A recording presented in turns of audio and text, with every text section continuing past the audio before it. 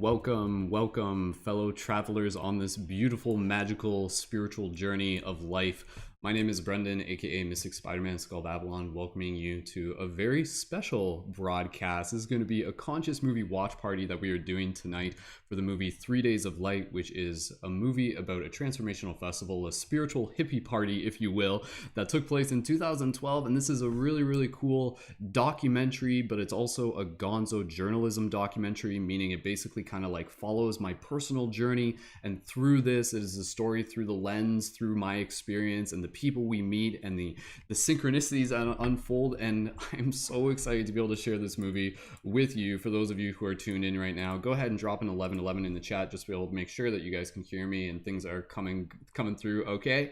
And thank you so much again, everyone, for just being able to be like, we've never done this before. I've had these movies online for a while, so I'm curious, even just in this moment, literally, for those of you who are here, if you have not seen this movie before, go ahead and drop a 333 in the chat, just to be able to confirm who hasn't seen this movie before. But I know a few of you are here to be able to watch it again, and some of you have been watching this many times over the years. It's a very meaningful movie. So what we're going to do, we're going to get into the movie very momentarily. I'll just do a general brief introduction, and then after the movie we're going to do something really special. We're going to have at least a few people on camera with me afterwards, including some of the people who were involved with the documentary, with the movie, with the festival itself. One of the organizers, Scott Love. So stay tuned for that, and shout out to Scott. Thank you so much for doing what you're doing, for rocking it, and for helping make this entire thing possible. So everybody here, for those of you in the YouTube chat, do me a favor and just send some love to Scott Love, who, again,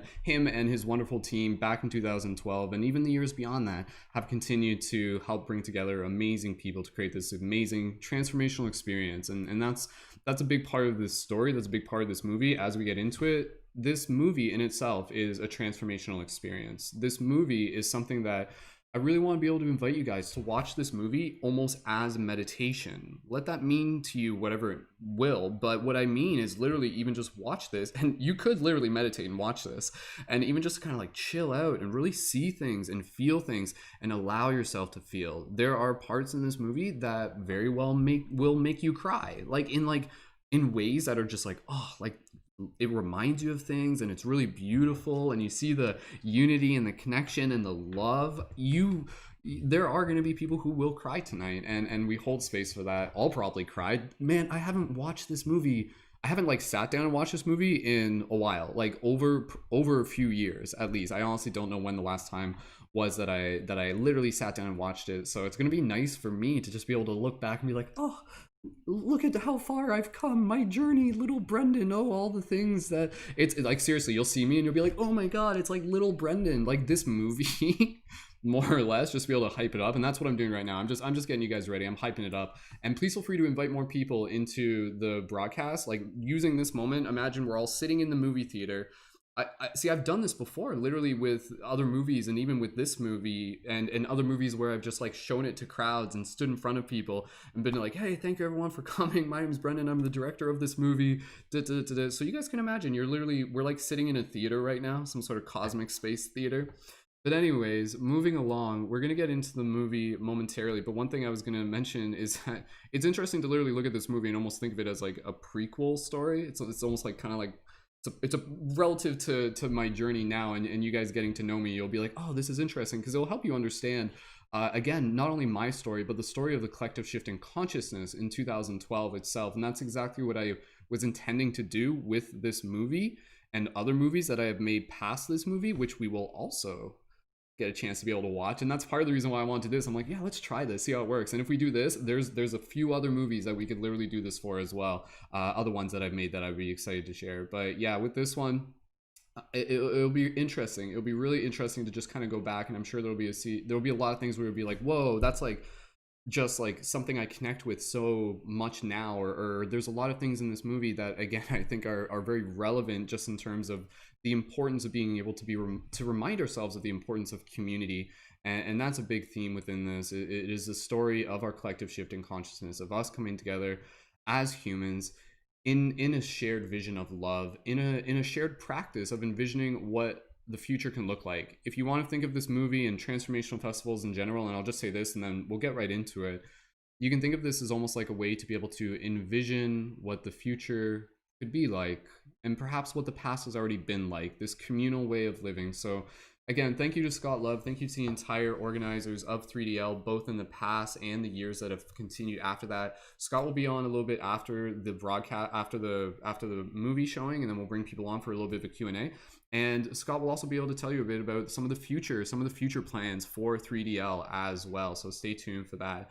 But yeah, for everybody here, just go ahead, get yourself comfortable. Please feel free to share this broadcast. For those of you on TikTok, click the link in my profile. Thank you everyone so much for being here. Get any questions ready, and please feel free to use the YouTube chat to literally leave your comments. I'll be in the YouTube chat. I'll be watching it, and I'll be on the YouTube chat with you guys as well. So I'll leave a few fun little comments here and there.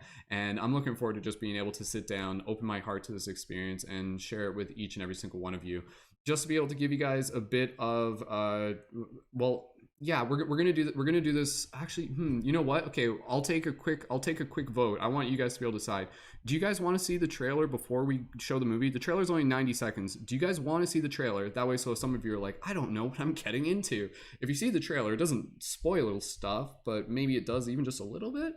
If you prefer, if you guys want me to show the trailer, drop 111. If you don't want me to show the trailer, drop a 222, and just give me a quick consensus there, and we'll decide whether or not we show the trailer. But nonetheless, check out the links in this YouTube in the YouTube video, in the YouTube info, for links relative to both 3DL and also links for Infinite Third, which is some of the featured music within this movie. That's one of the things, and I'll talk more about that a little bit later. The music in this is all done by my good friend Billy Mays III, and literally like the son of the Billy Mays. He's a super talented musician.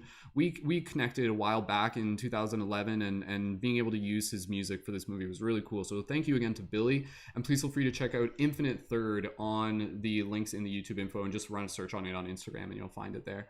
All right. It looks like most people want to see the trailer, but you know what?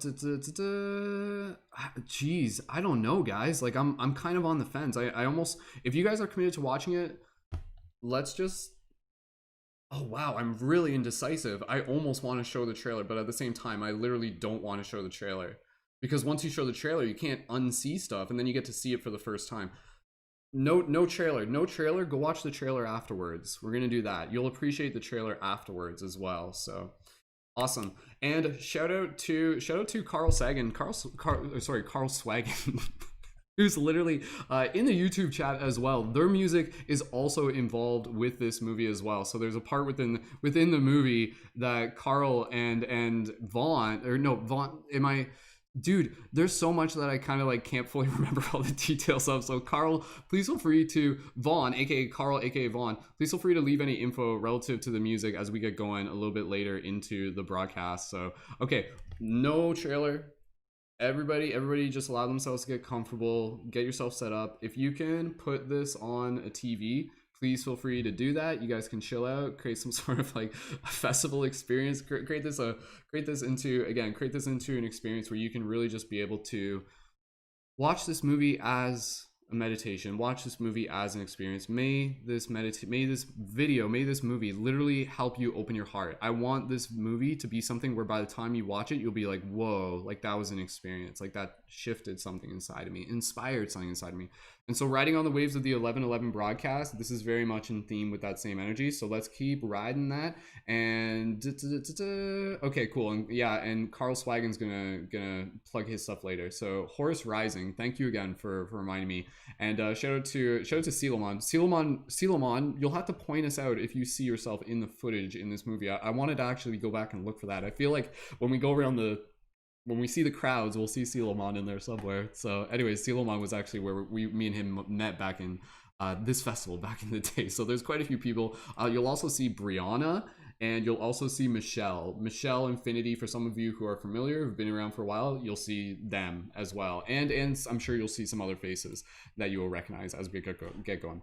All right, that's enough of the spiel that I get to be able to do at the beginning. You guys have been extra patient. Thank you so much. Get yourself nice and comfortable. No trailer. We're going to get right into this movie. And be sure to check the links in the info of this video. Some of them might be dated, but nonetheless, because this is like from 2012, but links are in the info for this video. And at the very least, again, shout out to Scott Love, 3DL. Check out the links in the info for this for the next upcoming 3DL information. And Cotton and Scott will be on a little bit later. And shout out again to Billy Mays of Infinite Third. Enjoy this. Thank you guys so much. And yeah, save your questions for later. Enjoy the show. All right, setting up here. Give me 2 seconds. It's just going to take me a second to be able to like click a couple things. So everybody scrummage to your seat, and the lights will go down in a second. So just give me 2 seconds. Okay. Okay. All right, here we go. You guys have fun. I'll talk to you after the movie, and I'll see you in the YouTube chat. Have fun. Have fun.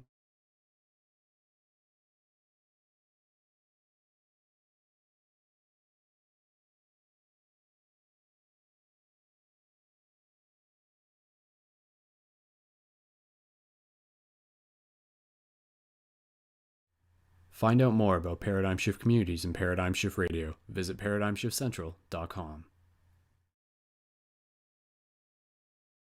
The following film is part of a bigger story about the ongoing evolution of consciousness. This story is intended to collectively entertain, educate, inspire, and help strengthen the grid. It is but a droplet in an ocean of many. Ripples create waves. Sincerely, Brendan Culleton, aka Skull Babylon, Neo-Gonzo journalist.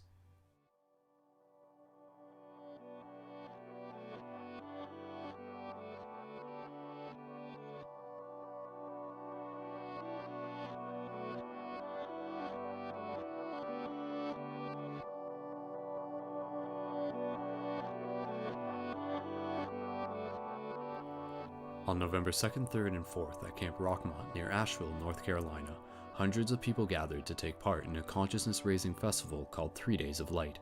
Those people attending were those who shared a common aspiration of self-exploration, curiosity, and a desire to see a brighter future. Plain and simply, this is about people seeking, exploring spirituality without needing to be religious.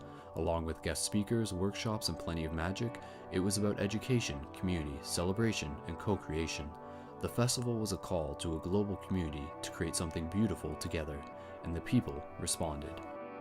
I was there with my camera in hand to not only document the event but to experience it as well. As for myself, I've been making ongoing videos relating to this paradigm shift for quite some time. In 2009, I helped create the foundations for Paradigm Shift London, Ontario, Canada, a physical community that encourages open-mindedness, healthy living, and the evolution of consciousness. Along with looking inwards, we also seek to expand outwards by finding new ways to connect with those in our community. What began as one community has now become many. At the time of this video, there are 50 plus Paradigm Shift communities across the globe, which anyone can get involved with. As part of the bigger story, I knew that the 3 Days of Light event was a calling I could not pass up. So, who am I? I'm Skull Babylon, aka Brendan Wolfshield Culleton, also known as the Werewolf, is the new thing I'm going with. And I am a gonzo journalist, and that means that where I go, I want you guys to be able to come along with me. I began uploading videos to YouTube as I began my journey to keep others in the loop. This is a summary of the events leading up to the first day of the festival and where my previous videos left off. 3 Days of Light event is like, the way I see it, it's like a big family reunion, you know, in terms of like spirit, in terms of like a lot of the people there, we're going to go and we're going to meet and they're going to like feel really familiar and stuff, and that's because they are kind of familiar. Those of you kind of know what I'm talking about. I mean, that's this idea, right? Like the veil is becoming thinner and we're beginning to remember that we already know each other as like unity, because separation is the illusion, and this is about unhiding the truth. So, Shelby, come inside. Come on, Shelby. I'm going to 3 Days of Light. Come inside. Come on. So obviously part of the reason for me documenting this whole process is the fact that there's a lot of you out there who would love to be able to go to the 3 Days of Light, but are unable to due to circumstance. So by all means, please feel free to live vicariously through the documentation that I'm doing. And the fun part is, I can't even promise exactly what's going to happen. Like, this is sort of the whole going into the unknown, go with the flow, living by example sort of thing. But by the end of it, I assure you that there's going to be some real magic in all this. Good boy, Shelby. Good boy. Upon saying farewell to my dogs, I took a bus from London, Ontario to cross at the border in Detroit. Unfortunately, I was stopped at the border because they found it hard to believe that I was volunteering. but I knew I was crossing for honest reasons, so with my second try, I made it through. Once in Detroit, I met up with J. Gabriel Cavazos, who I would be working with to help livestream some of the festival events. A lesser young man would have given up. A lesser young man would have said, oh, okay, I'm done. Yeah. I'm going to get back on the bus and go home. Yeah. And forget this. But I didn't. But you didn't. I knew. Because you got really good senses and I got a mission too. And you're on a mission. You're a young man on a mission. From there, we left to meet up with philosopher and fine artist Charles Gilchrist. The large majority of Charles's work relates around sacred geometry, a study of the fundamental patterns and proportions found all throughout reality, which he will be giving presentations and workshops about at 3DL. Charles is one of the leading voices on sacred geometry. Check out his YouTube channel to learn more on your own. On the car ride there, Charles, Jay, and I shared much conversation about sacred geometry and other fine aspects of life. That's the whole structure, that's the whole root of sacred geometry. Oneness, single-pointedness, unity, you know? That's the thing that holds everybody together in this whole expansion of consciousness that we're going through right now. That's the whole entire key to it.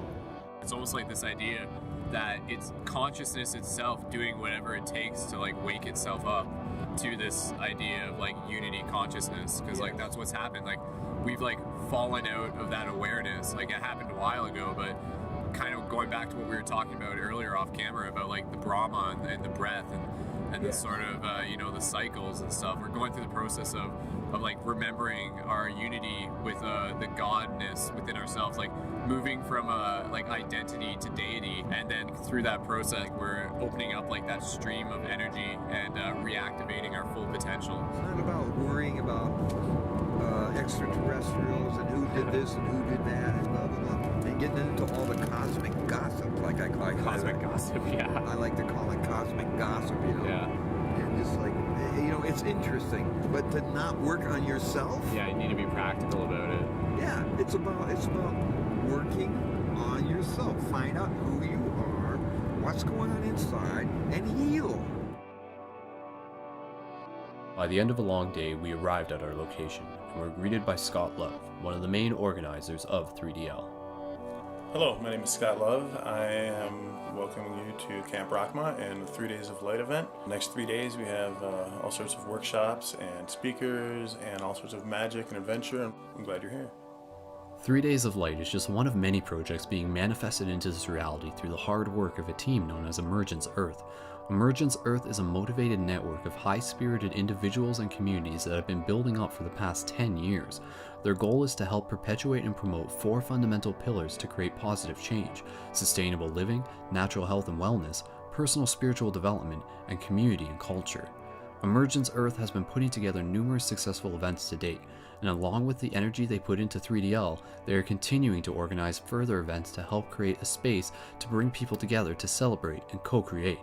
Check out their website for more information to see what's new and learn how you too can get involved with their awesome initiatives.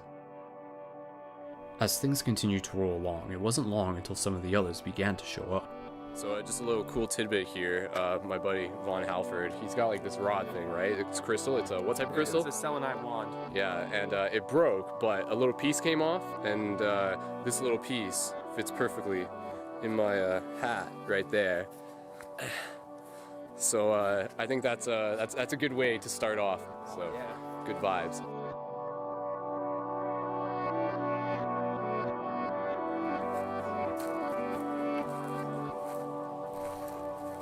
Following some casual boat staff fun, Jordan, creator of the popular video series and website Spirit Science, arrived as well.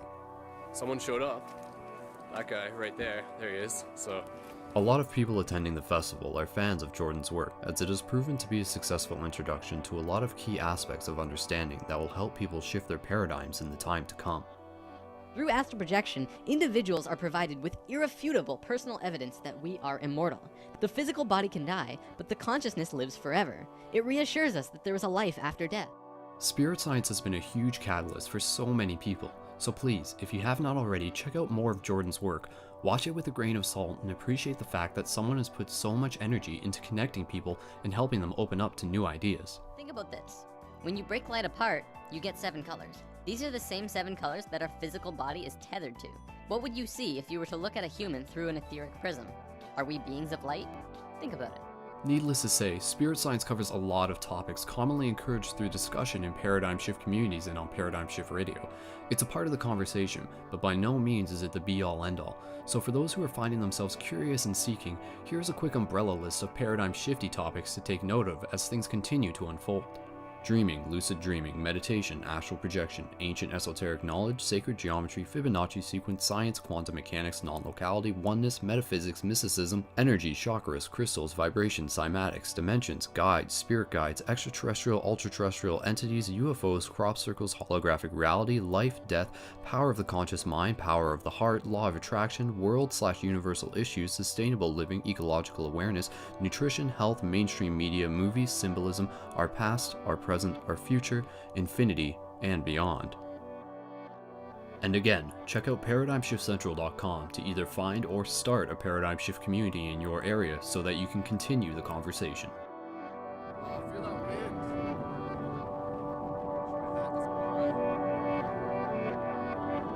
So since the last time we've been here, obviously more people have arrived.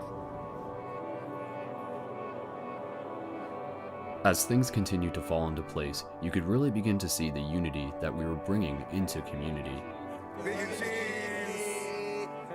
Guys, what brought you to 3 Days of Light? I think the energy brought us to 3 Days of Light. You know, we just started getting connected with some friends who were involved in throwing it, and they're like, we'd love to have Spirit Science Connect, and we were like, yeah, of course.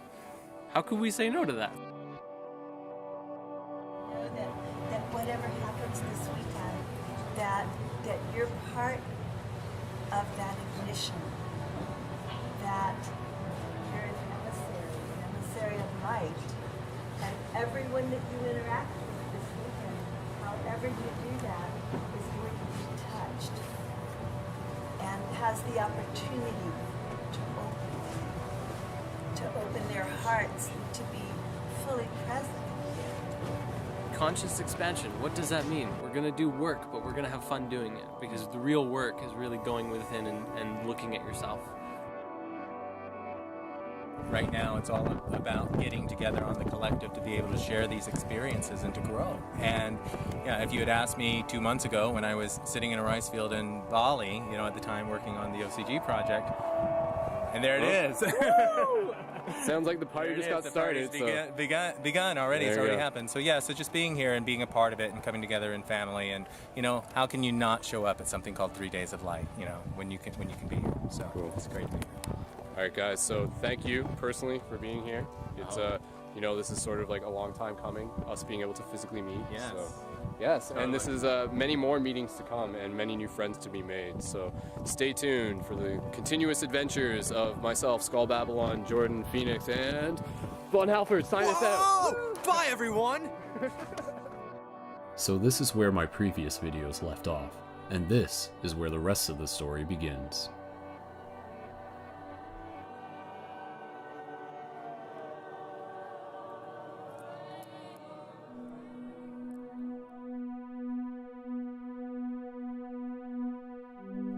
So it's just a little bit in the afternoon right now. Me and Jay are just focusing on setting up the live stream. There's already a lot going on. I'm not really just going to rush out and film it all right now. I got to focus on the work that I came here to do. And besides, we got plenty of time to meet all the amazing people here. So don't you worry. So beautiful.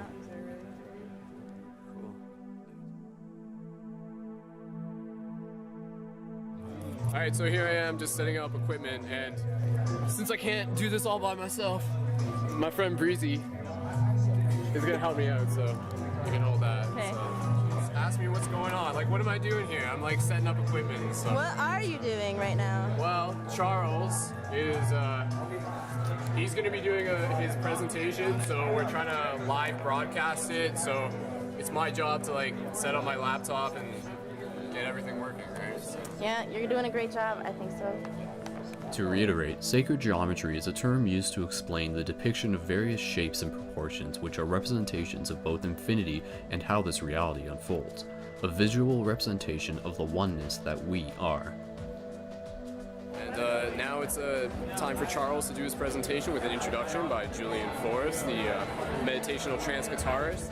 So a journeyman is someone who's on the journey. And we're all on a journey. But a master is somebody who has completed certain aspects of his journey and is now ready to share it with other people so that they too can be on a journey. Charles Gilchrist is a master. Let's give it up for Charles.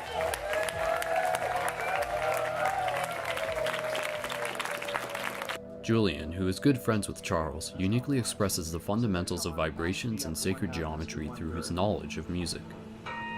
That's what it sounds like. There's 1/4.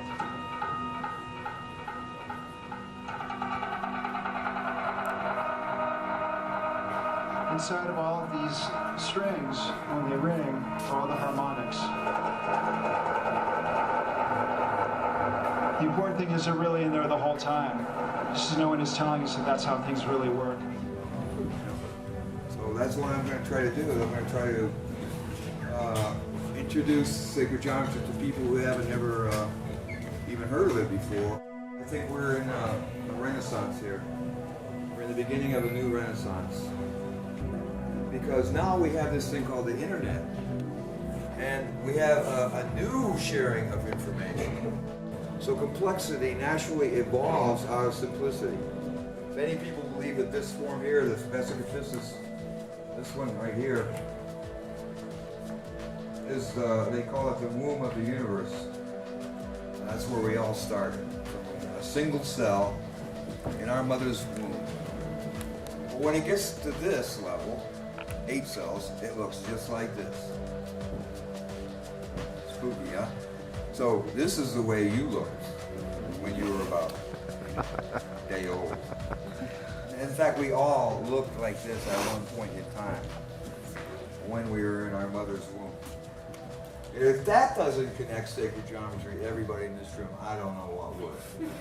What I'm trying to do is I'm trying to find what's known as the perennial philosophy, which is the truth that comes through all the various voices from all the greatest pundits of all time.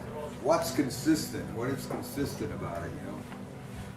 That is one of the things that I'm trying to bring to people, is to realize that the immense power that we have as this gigantic evolutionary growth in consciousness together, united all over the world. The major thing that's happening in this shift in the paradigm that we're experiencing, this expansion of consciousness, is that we are all moving towards a holistic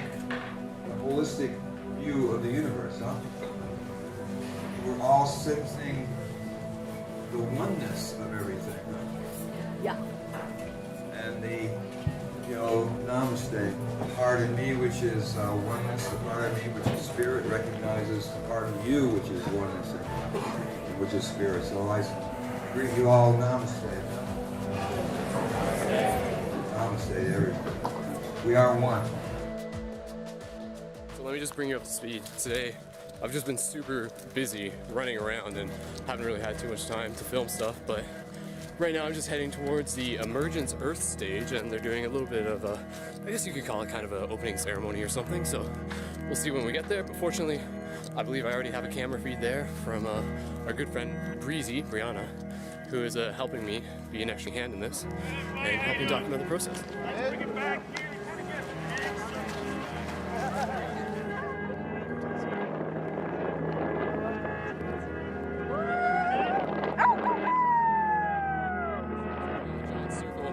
Looks like we got a giant circle going on. Say something, just out of curiosity, out of show of hands, how many people in this circle are actually from Asheville? Okay, how many people in this circle are not from Asheville? Ladies and gentlemen, this is an international family. Yeah, so famous.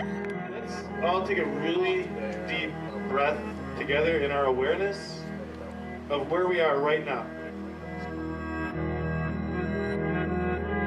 What I'd like to do is everyone just see this beautiful space in front of us and think in our hearts of one thing that's most important to us that we can bring into this world and create a brand new existence for ourselves.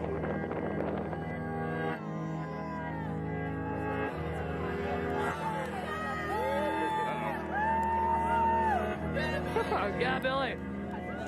Open-mindedness. Mind expansion. Attention. Forgiveness. Equanimity.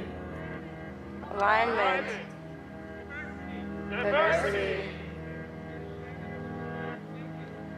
Blah, blah, blah, blah, blah. Yep. Spirit. Love. Warmth. Whoopoo!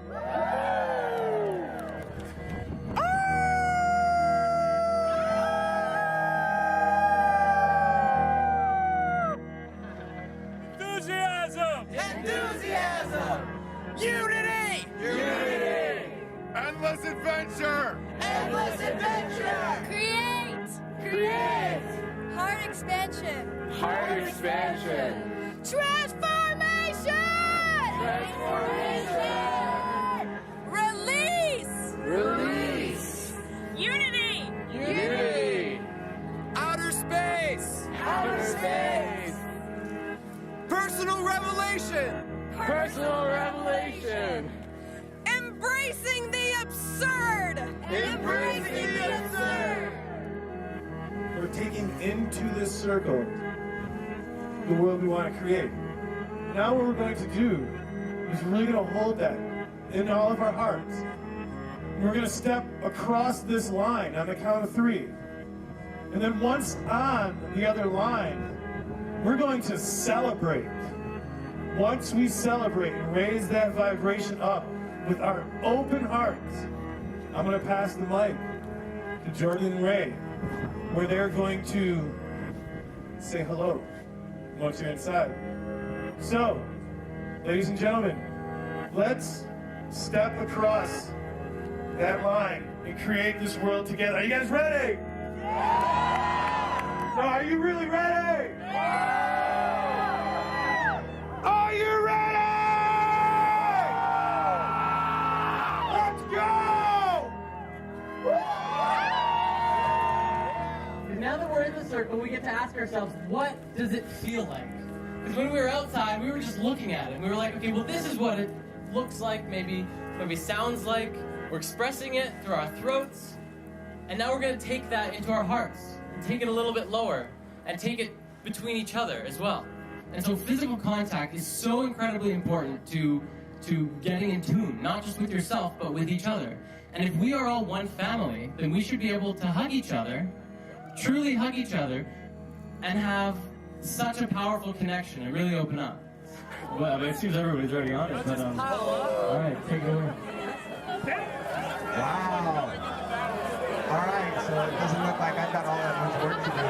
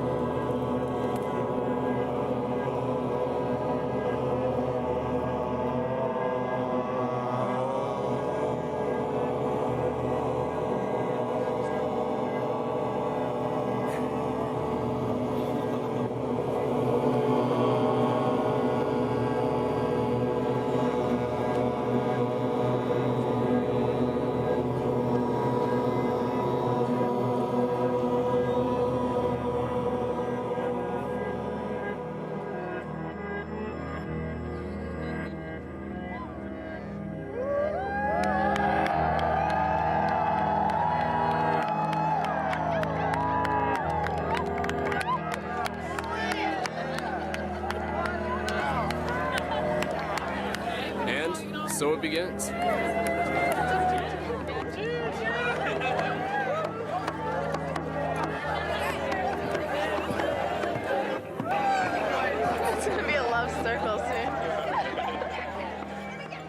So my role in all this is to try and tell a story, to try and capture part of the experience that's happening here in order to put something together that we can share with mainstream culture. And something that's structured in such a way so that they won't just think that we're a bunch of new age hippies, so to speak. Because we're much, much more than that.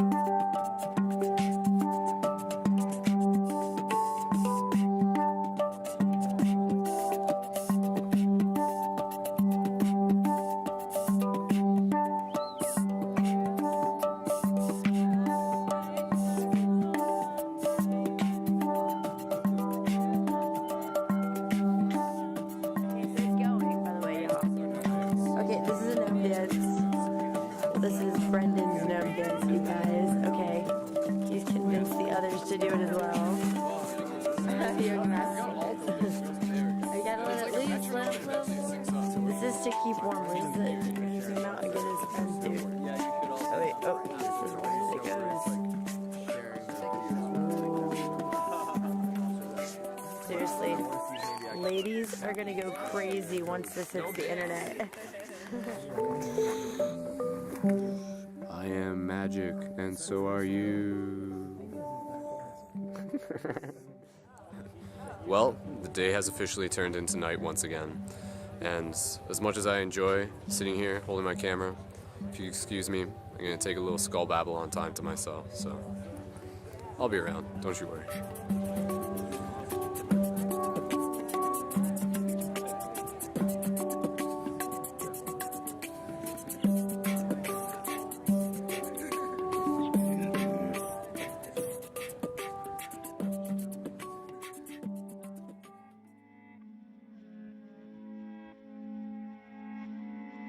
Welcome to the second day of 3 Days of Light. I am your tour/host, Skull Babylon, and what's up for today? Well, lots of stuff. We'll be doing some more live streaming, and hopefully I won't be too pinned down with that, meaning I'll be able to go around and get some additional coverage, but already meeting some new friends. There's some of them there. It's Aaron, Eddie, Jericho, Mr. Von Halford. What's up, man?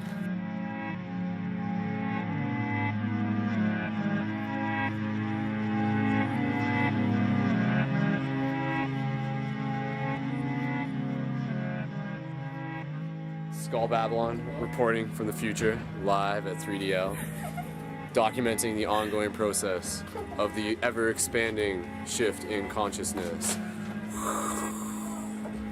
Where's Rihanna? I'm a vampire to video. There we go. Now you can wave. Hey, check out the UFOs. Oh, wow. Is that what those are? Those are UFO clouds? Is that what you're saying? Like 100% UFO clouds? They're pretty funny looking. Yeah, yeah. Yeah, that's what UFOs do. They disguise themselves as clouds. If I were a UFO, I'd disguise myself as a cloud. Or an airplane. As we continue to go more and more mainstream, because that's your work.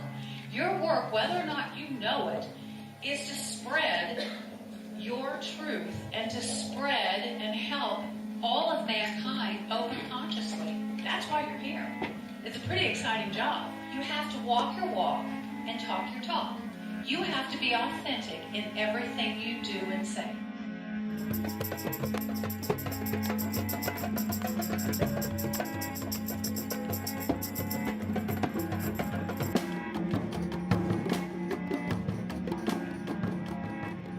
let's be honest, you can't have a good consciousness-raising festival unless you got some good consciousness-raising food, right? At 3DL, we've been serving like vegetarian and mostly vegan food, and as much organic as we can get. We've been supporting local organic farmers and distributors so we could have good, healthy food for everybody. We're making sure people eat real light so they can be into their meditation, yoga classes, not being all weighed down, but at the same time, warm for the nice chilly nights. 3DL, man, happening. A big part of what made 3DL possible was thanks to the incredibly amazing work by all the volunteers involved, notably those who work diligently in the kitchen to keep us all healthy and happy with their delicious food. A big shout out to Nate of Krishna Kitchen, who contributed so much to make it all possible.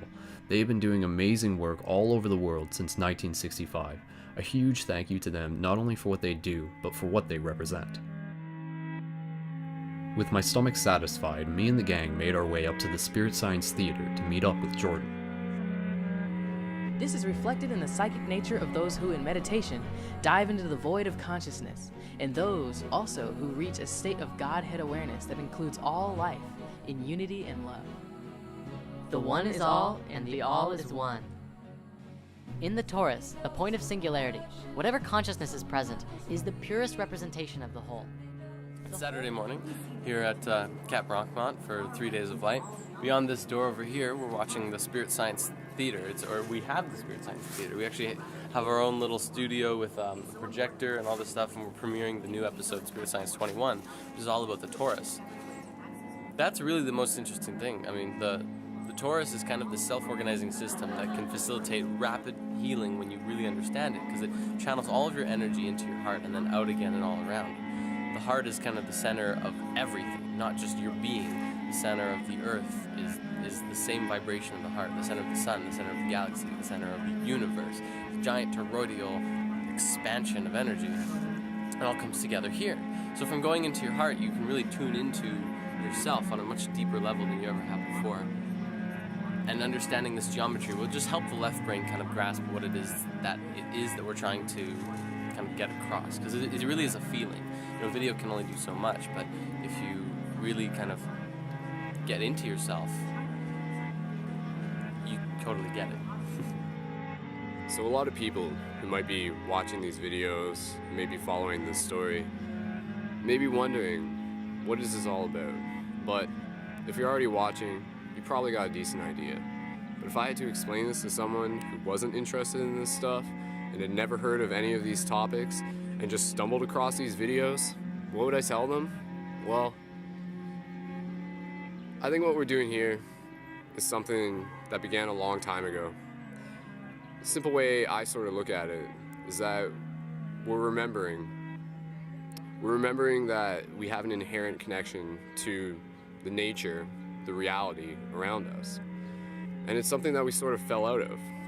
But I think when you understand that a lot of what we're doing isn't so much an idea of trying to learn all these new things. It's not like we're trying to read a textbook for the first time. It's rather like we're opening up a journal that we wrote for ourselves a long time ago so that we could remember what it is that we're actually doing here. And in that sense, a big part of it is kind of like this whole thing about us being multidimensional beings.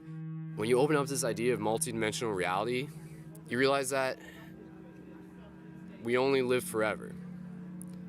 A lot of people talk about YOLO. I like to talk about Wolf. We only live forever.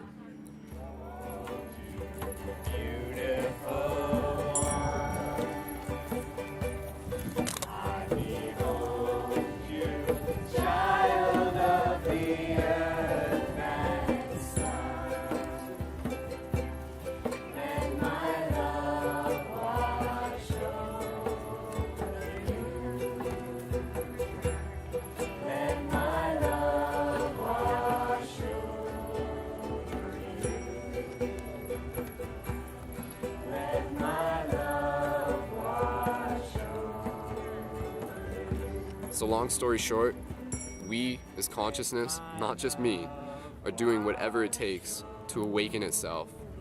With fractals, reflections, mirrors upon other mirrors. You get that, you get the picture. It's not that complicated. And so it is.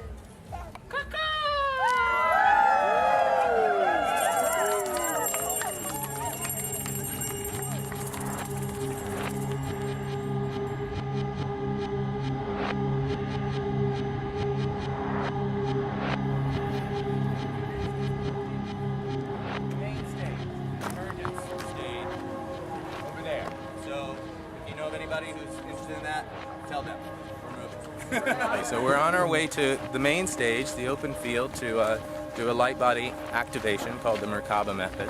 Merkaba is represented by the star tetrahedron, two three-dimensional pyramid shapes, triangular shapes, one on top of the other that forms a six-pointed star. And when it spins and turns, it creates a high vibrational resonance field within and all around.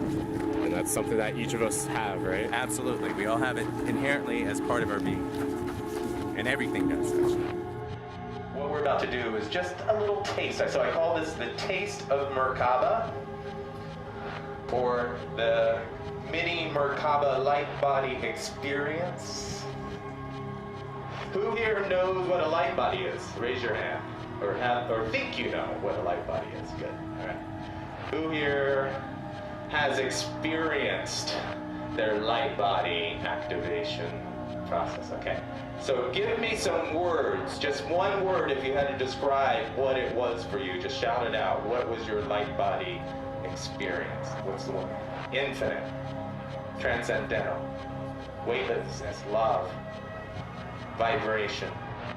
Made up of three different words. Mer, which translates into energy or light. Ka, which is the heart. Also the place of our spirit. And Ba, which is the body. So it's a union of the three parts of energy or light. Your soul, your spirit, your heart space, and your physical form.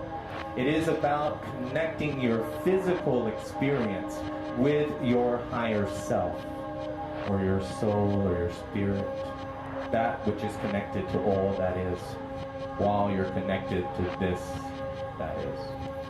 And then what happens is it spins. The idea is that when we get the vibration going fast enough through our breath, through our ability to create chi through breathing. Now, everybody has a unique and different experience because everybody is unique and different in terms of the expression.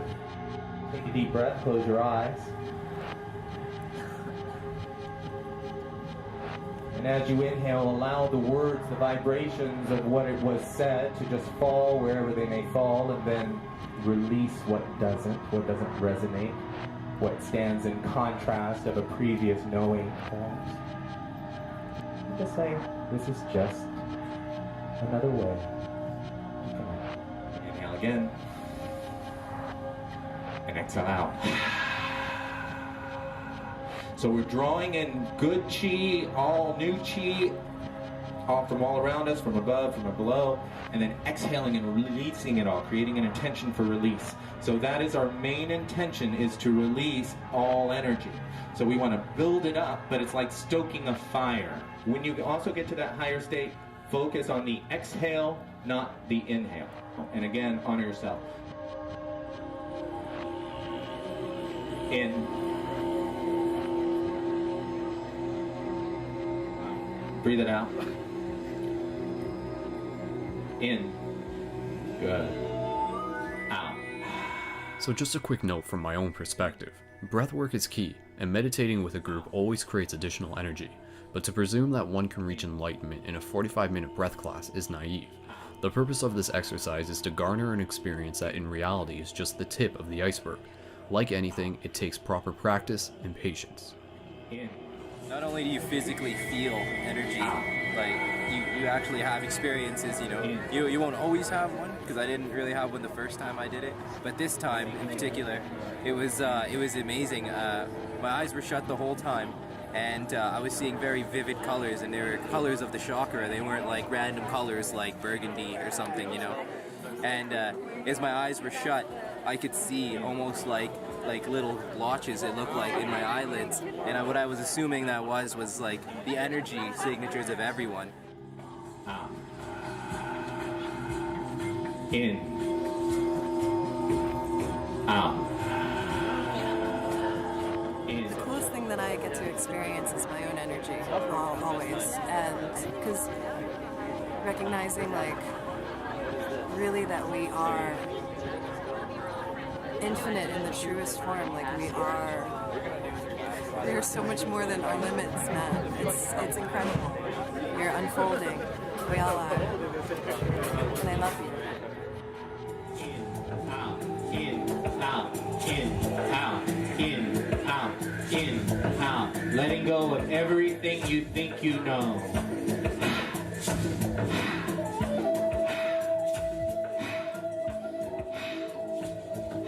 So I'm not really sure if you can see it in my eyes right now, but I mean, just from that sort of takes you to a higher place.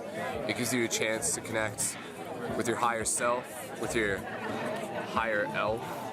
So definitely something to recommend. Daniel, what was that experience for you like? Oh my God, I've done breath work before, but this was on a totally different level for me, and I literally saw my Merkaba, and it's, I don't know, I was speechless. Yeah. Just, you had to feel it. So yeah, like a lot of things this weekend, we'll capture it on camera, but the experience itself is very visceral and something that has to be experienced for yourself. So start off with meditation, continue meditating, continue working with your breath, and be consistent with it. Consistency is the key. So I used to see that when I was a kid and stuff. It was like, just taking this in.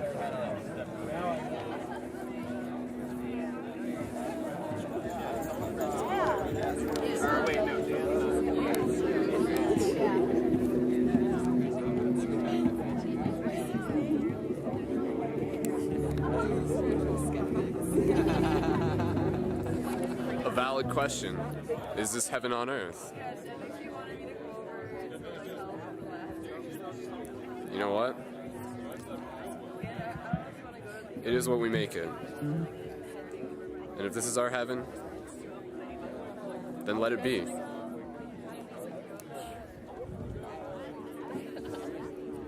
This is called Babylon. Receiving this energy. Come here, man. Oh, okay. Everyone. Sorry. You gotta take this. We got this. We got this. We got this. All this, let it be an example of the fact that you're not alone. You're not crazy. You might be interested in this stuff, and there's a good reason that you are. It's because you're a part of reality. Of course you're going to be interested in this stuff. You can only be distracted by TV and mainstream media for so long, right? Eventually, you thrive for something more. You want to be able to taste the real mysteries behind this reality. And they're there. Take my word for it. But better yet, find out for yourself. Create your own journey. There's plenty of adventure to be had. Yeah. I'm here for you in the same way that you're here for me. It's that infinite loop. That never ends. Pocahontas taught us that. You know what I'm saying? It's all infinite. Yeah. All of it. It's all infinite. Everything.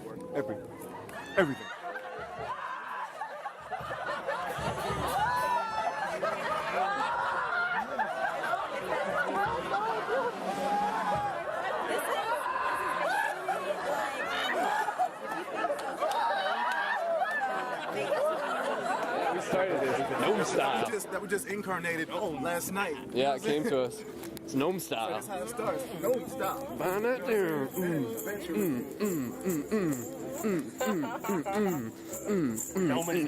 Do it, gnome style. No gnome left behind.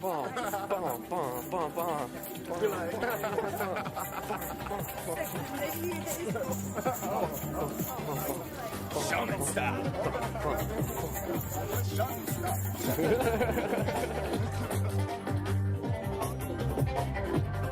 Goggles. Yeah.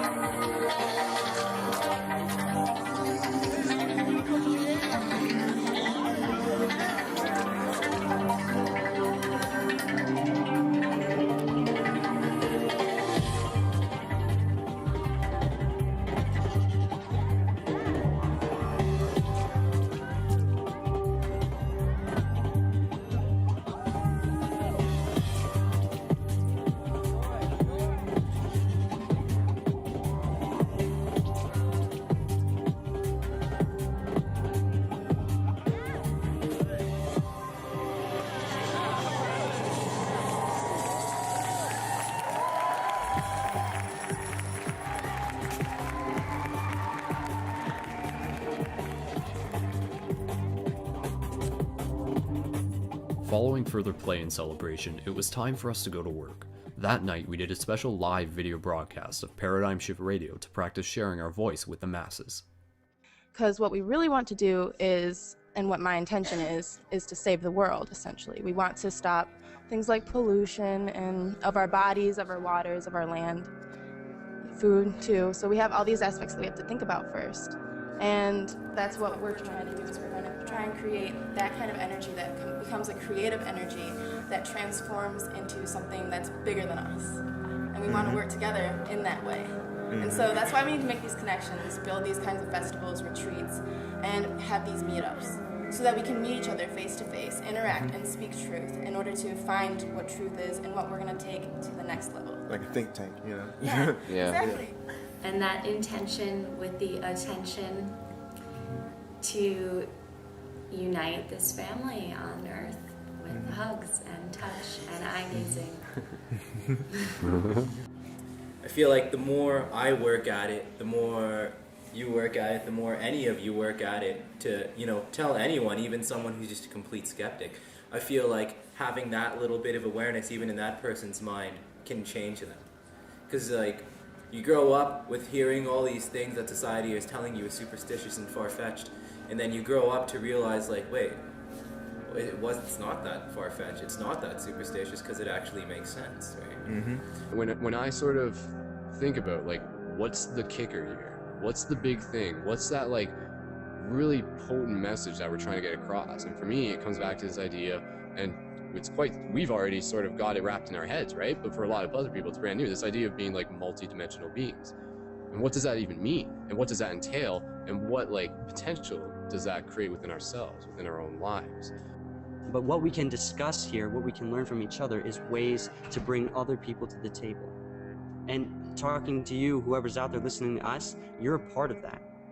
How do we bring people to the table? Because you are the eager listeners. But now you are also the emitters, the teachers, the people who are putting out and amplifying this signal and the vibrations that we're sending here right now. What we're actually doing and then what we're creating. And I think it's a lot more fun to talk about what we're creating rather than what we're not doing, which is being a hippie. But it's part of it because it's Fibonacci. You're continually adding the previous thing to the next. So we're mixing our awesome technology with our ability to have fun and our inspiration for light, love, and happiness, and our will to create something beautiful. And we're putting it all together, and we're coming together in a big, amazing kind of space, and we're just going to see what happens. And what's the next phase? What are we going to create after this moment? After we've taken all the energy we have from this collective entity that we've all manifested here in this moment, at this festival, and how are we going to disperse the energy worldwide, each of us with the knowledge that we've been endowed with, that we've contributed and that we've taken in. But I want to talk mostly about my spiritual awakening that revolved around this eye gazing that I experienced with somebody who was just walking around. They were super awake and they were just spitting hot fiery truth everywhere, and people were just whoa, okay, that's a little too much. But something resonated with me. As soon as I saw this person, I knew I had to talk to them, and we synchronistically ran into each other, so of course it was meant to be. And we got into a deep conversation, and when we locked eyes at one point during the conversation, no words were exchanged, but we were able to understand that we were talking about change and influence, and pictures ran through our heads, and we were able to see that we're the ones that we've been waiting for, that we're the ones that are here to really wake people up. And that's through the intention of gazing and transferring that thought of, I trust you. Whoa. Keep it going. No, that may be our internet too. Yeah. We'll know in a second. That guy just Is your laptop plugged in? Yeah, did someone just do that? Do they know we're in here? Or was that Here's what I'm getting out of it. We were at a festival. Yes, Let's go experience it. Yeah, no, that was bound to happen eventually, so.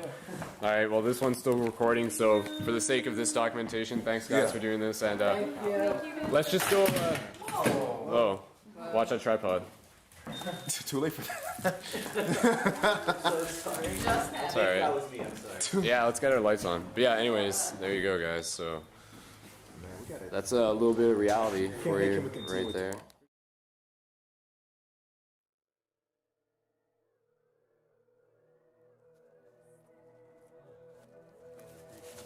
You can do this. I believe in you. Where are we going? We're going up. We're following the path. We'll get there. Are we following our dreams? Yeah, we are. Is this a dream? This is a dream come true, right? Yeah. And that's because just over this hill is going to be like a huge bonfire with a drum circle. And this whole idea of what it means to be a tribe. So this is going to be some real good old-fashioned celebration.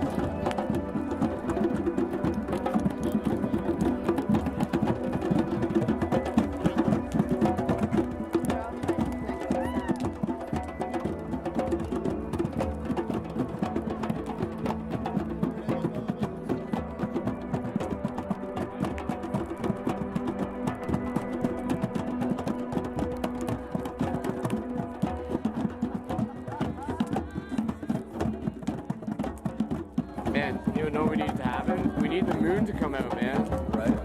Yeah. Coming out now, but maybe if we howl enough, the moon will come out. Eh? Right?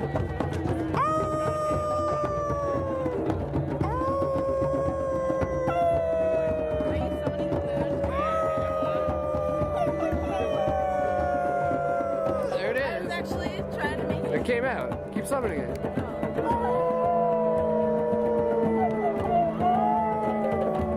Nice, it opened up a little pocket for it. We need a big wind.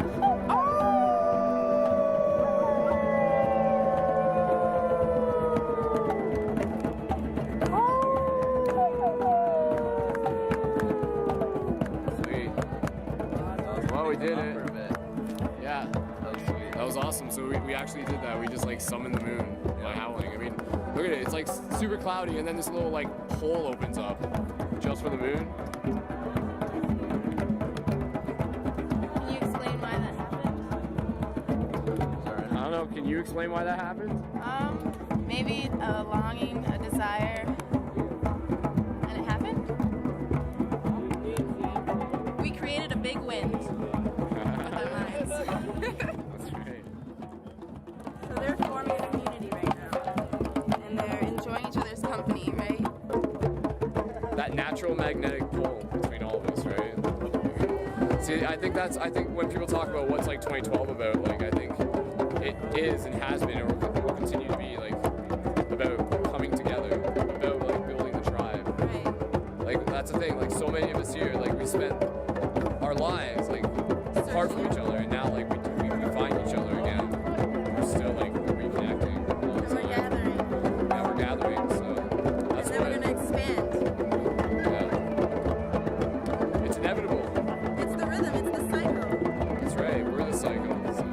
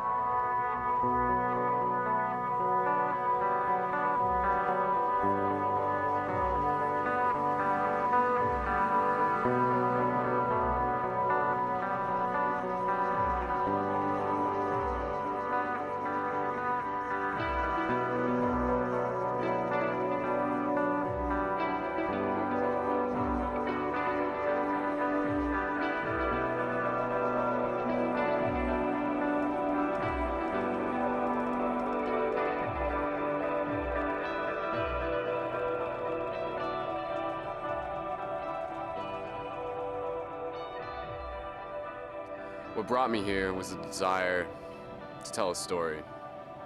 Not that that's the first and foremost thing, but that's definitely part of the reason why I'm here.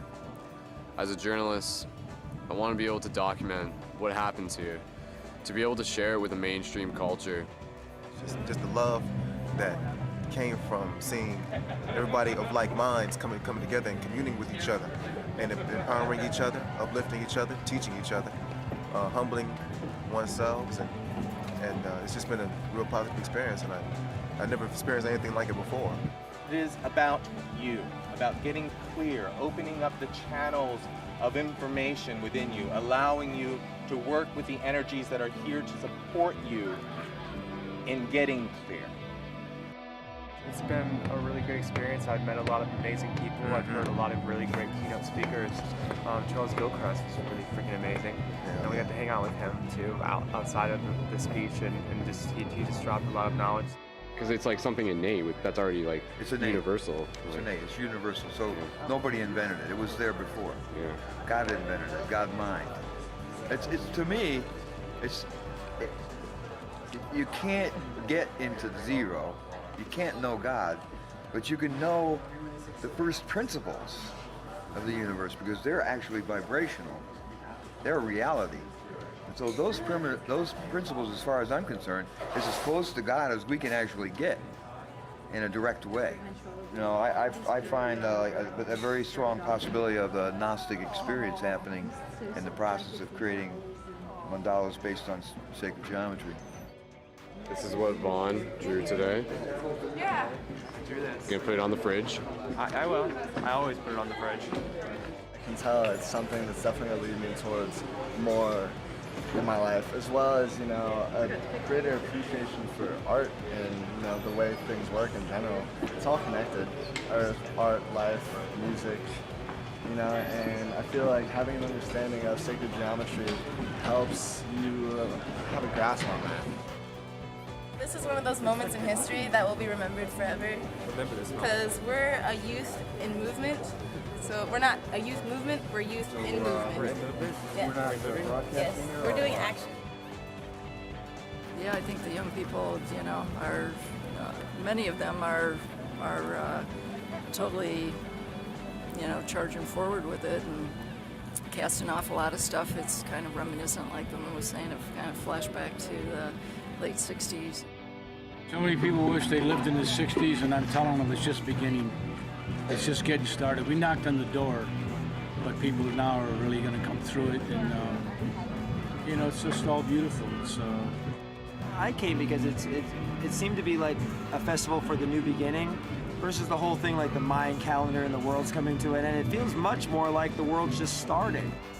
What do you do with this? How do we take this message out and spread it bigger? For me, I think we have to carry a lot of this with us when we go back, and when we absorb this much energy and we begin to vibrate at this kind of frequency, it's important that we don't lower that frequency when we go out, that we actually vibrate at such an intense rate that everyone around us begins to sort of buzz in that vibration.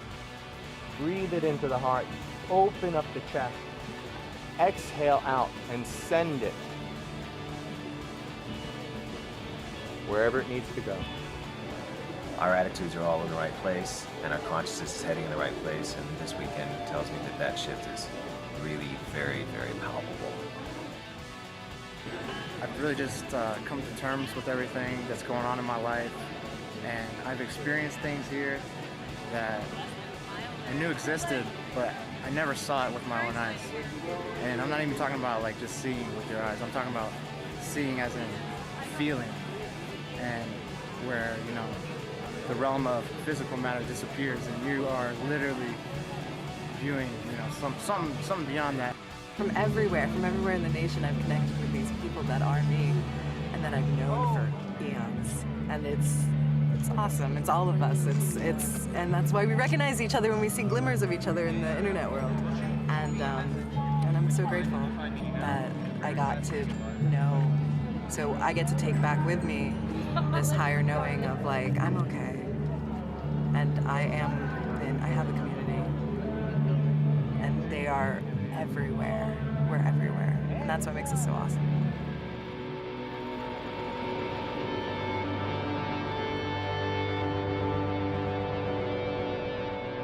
What What brought you here, and what are you going to take back from this experience? Hugs. I'm gonna take hugs home to everyone, because everyone needs a good hard hug. Whether they know it or not, they're gonna get them. Yeah, that's right. There are lots of hugs here this weekend. Oh man, So many more hugs. hugs yesterday than any single day of my entire life. Same here. Maybe my whole life put together. There was more hugs yesterday. I really got like a lot out of the Zen meditation, knowing that everything that you're looking for is already there. You just didn't maybe realize it or appreciate it. So knowing that is really comforting. That's my favorite part. Aho! I didn't know exactly what to expect in this place. I just knew that it was going to be good for me, and it was a lot more than I expected. It opened me up so much. I feel just a lot of love, like the hugs too. Hugs here are so rewarding. The energy here is awesome. It's been affirmed to me is that we're all bringing all these talents and skills together, and like no one's above anyone else. We all contribute the same thing to this tribe. Just because someone gives a workshop or performs, they're not like above you. They're just like showing you what they offer to the world, and that's what's beautiful about this. So that's my thing. Vibration coming straight at you. Good vibration, yeah. And we are just one. Makes us feel good and we see you living the truth for what really needs to get done. It's fun to watch it, because I believe in eternity, so I'm not worried about age. Bother me a bit, you know? Yeah. Well, okay, can I ask you, what's your favorite part about this? Are you having fun?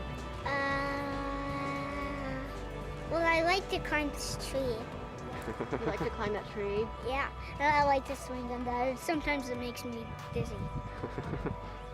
What do you think about being in the mountains? Well, I like the really beautiful views. Beautiful views. You guys practice some meditation, I hear? Is that fun for you? Not for me. He practices it all the time. Yes, deep breathing, right? We take a nice deep breath, and we relax, because we're a little hyper. His new name is Sonic, so that says a lot about his energy level. So meditation is definitely important. Cool. And what does it mean to be able to bring your son to an event like this? We've done events like this about 3 or 4 this summer, and this has been a new thing for us. So developing friendships and family like we haven't before. What do you like? What do I like about being here? I like the fact that that young children such as yourself get a chance to interact with a community of a lot of progressive people. So I mean, I think the fact that there's an entire there's the full age range of people here, children to elderly, and that's a huge part. There's no segregation in what's happening here. Everybody's welcome. This is like one big family, so, and it feels like one big family. So that's what I like about it. Yeah.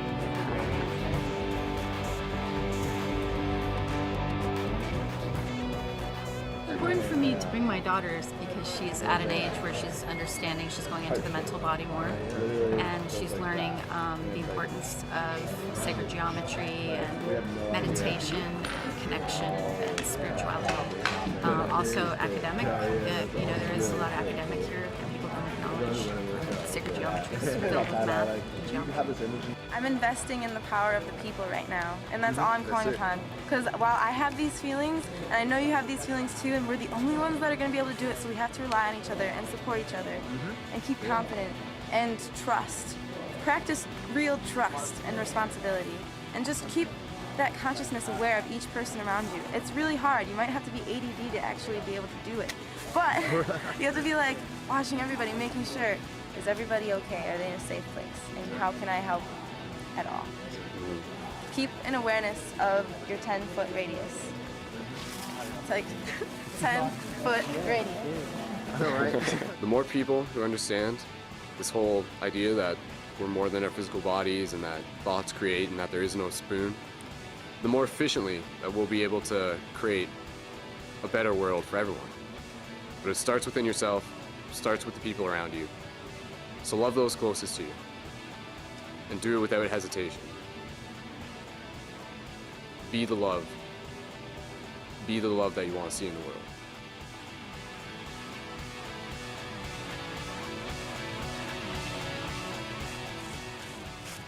Brianna, long range peace sign. Peace. Peace, peace. Okay, got it. Hey. You're not in there? No. Why? Inhale. Exhale. Good. Just taking our time. Inhale. Just warming up the bodies. Exhale. Inhale.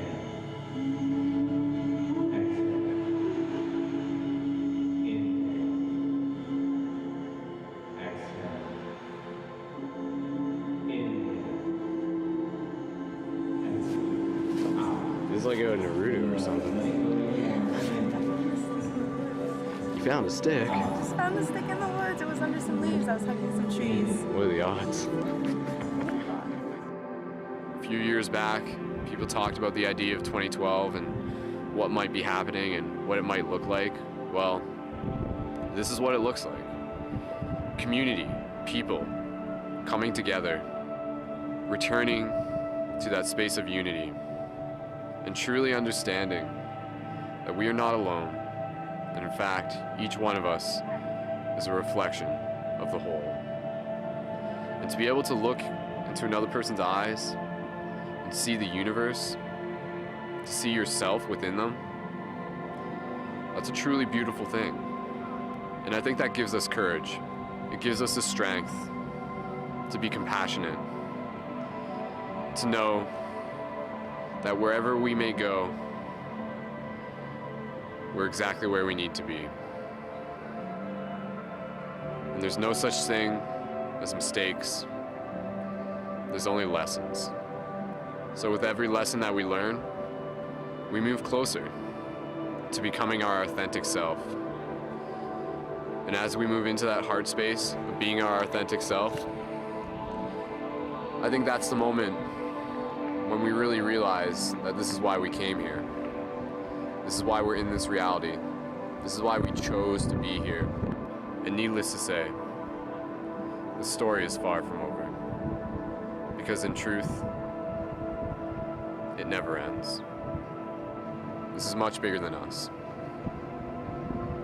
But each one of us has a potential to add to the equation, to add to the beauty, to add to the story. And I think that's what you need to do. You need to ask yourself, what are you going to do to add to this story? Whose lives are you going to change? This is evolution. Evolution on a personal level. This is about moving back into the heart and reconnecting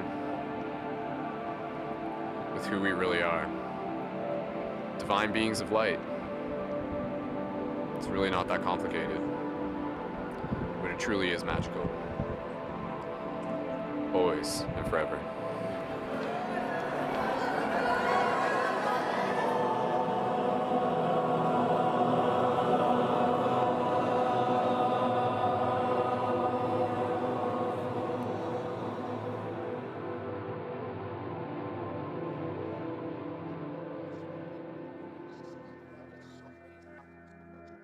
Three Days of Light is an event that will live on as a moment in history. More than just a memory, it's a monument to the fact that there are so many of us out there. Call us seekers, light workers, warriors, or give us no label at all. We're people, human beings, doing what we do in this experience we call life. So with the festival coming to a close, it was time to say farewell to so many of the wonderful people who I had met along this journey. Hi. I don't want to regret it. Yeah, true. Your heart's beating pretty low. Now, before this story ends, there's one more piece of magic to share. Okay, so this is Skull Babylon Goes Shopping. So we try to look for clothes that help people. It's a fuller expression of self. Yeah. So what do you want to express about yourself? Clothes and jewelries and the things that we wear are like an extension of our soul. Exactly. And like an external like representation of the like self we see in ourselves, our identity. Yeah. I think let's start looking. So first person shopping. Whoa. Let me think here. Oh, actually, so Jade made this. This is the Jedi, her Jedi jacket. That might be it right there. Yeah, Jade made Jedi jacket. What? At the back. This is that's pretty perfect. Right? I mean, are there other Jedi jackets though, is my question. There are other Jedi jackets out in the universe at large. Right. This is the only one that that's left for me. All right. So yeah. Officially got my Jedi attire on now. So yeah, look how sweet that is. Seriously, I'm like, wow. Perfect, right? Obviously, me synchronistically finding that shirt was just setting the scene. This is what I wanted to show you. First, flashback 1 week prior to 3DL to a conversation on Paradigm Shift Radio between Charles Jameson and I. Who knows what will happen? Who knows? Oh, exactly. I'm just gonna. I'll say this now, and like a big part of me, like through all this documentation, like I'm just saying, if UFOs show up, I'm just, like we'll have our cameras ready, and then we'll just go with the flow, right? But with I that, think they're like, waiting on us right now. That's the good thing. With the amount of energy, I mean, like, where else is 3 days of light happening? If I was a quasi-dimensional entity or something, like, I think I would be, I'd be interested in seeing what's going to be happening at 3 days of light. So we may have some extra visitors there. So I already think we do. We already have three. We already have a bunch of extra. I think we already lit up when this thing happens, it's really going to light up the cosmic pinball, And the entities up there in the aethers are going to be looking down at North Carolina, and they're going to say, hey, what the heck is going on down there? Look at all that light. Look at all that light. We better go down there and check that out. Exactly. They'll be there, I'm sure. Without the intention to do so, the following footage of me just having fun appears to capture numerous anomalies. Now, I'm not telling you to believe anything. All I encourage is that you think for yourself. Yes, perhaps some of these anomalies are light refractions, but the alternative theory is that what appears here on camera may very well be quasi-dimensional entities, so to speak. In theory, these may be the same objects commonly recognized as orbs in photographs. Each of these orbs can be thought of as an individual light body vehicle, a Merkaba, upon which a separate entity exists within.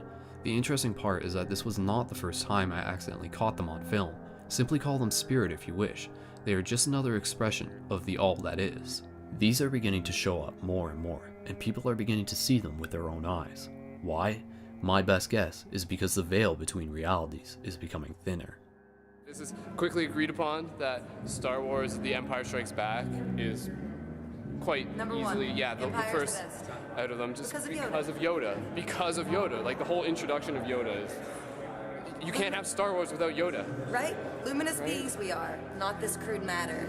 Yeah. It's one of the most profound lines ever said in the Yeah, movie. really. Period. Yoda's one of those ascended masters we keep talking about. Well, yeah, he's just another teacher, right? So, very cool, very cool. We're gonna watch Star Wars again. So yeah, this isn't just my Jedi shirt, this is like my Light Warrior shirt. Light Warrior Brigade. There you go. Wow, I'm so happy about this shirt. It's just like makes this entire trip worth it. Makes me so happy. You know what I'm gonna do? I'm gonna give it a hug on it. Thanks for making it. Oh my god, thanks for rocking it. Yeah, I'll rock it. Oh, I'll rock it. Yeah. All right. Rock it right into the future. Skull Babylon, coming your way. Watch out, reality. So, what this entails, all of this, is a discussion that we must continue, and one that is welcomed in Paradigm Shift communities and on Paradigm Shift Radio. We are continuously redefining our place within this reality, and our potential within it. It's nothing to be scared of, but it's everything to be embraced. And so I ask you kindly to open your eyes and reclaim your prize.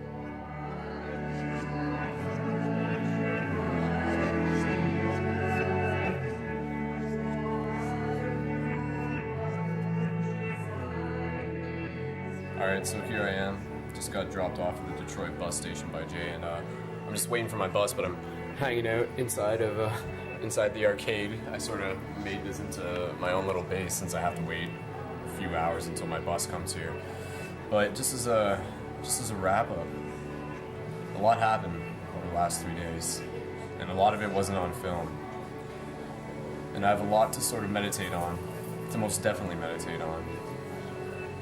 There's a truth within myself that I need to seek.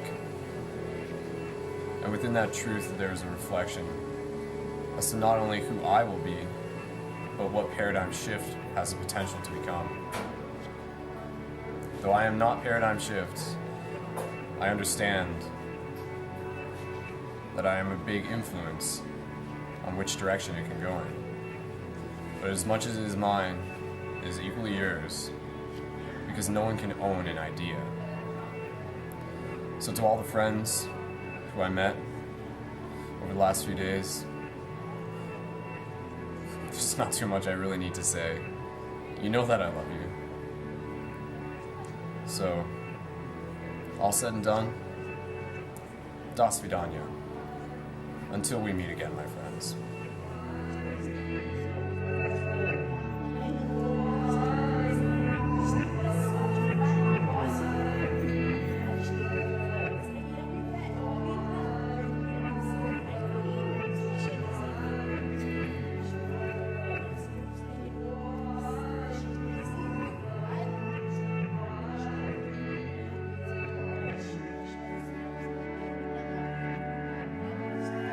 Oh, and one more thing, just to finish this off. Who's there? Who's there? Hello. I'm back. Good boy.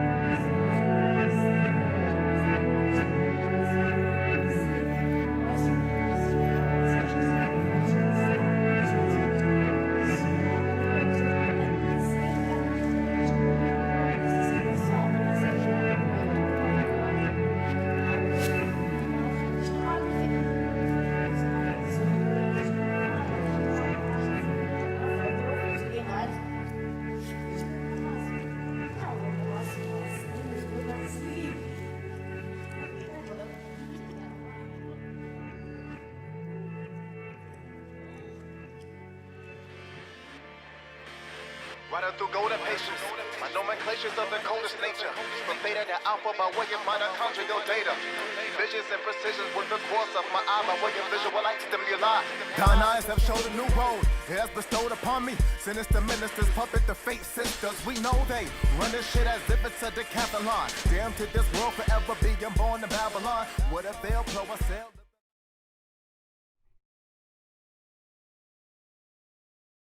All right, welcome back, everyone. Thank you so much. Please, at this point, please feel, I guess you can feel free to like imagine we're in a theater and this is where you can like clap for the movie, and not just the movie, but clap for us, clap for the production, clap for the people behind the festival, clap for all the amazing souls that were a part of this journey, and clap for yourself. Thank you guys so much, everyone, just for being here. That was so beautiful to be able to share that. Like I said, that was like the first time. I think I did one kind of showing back in the day, but nothing quite to this extent. And so to be able to do this with so many of you that have been a part of this journey, that have been tagging along and been able to just really appreciate this on a whole nother level. I'm glad we were able to share it now, and I'm sure you can understand why I was so adamant about being able to just like create this opportunity for us to be able to watch it together as a team. So happy 11/11 everybody, and happy every day after 11/11. Let this be like a nice little again powerful reminder, and go back and watch that movie again. You can literally either watch this broadcast or you can go back and watch like the original link for the YouTube version in the info for this video. And we're gonna have a few people on air in the next couple minutes. And give me 2 seconds as I'm aware of the fact that the audio is a little bit out of sync. That's because there's like extra stuff running in the background. So let me just see here if I can fix this real quick.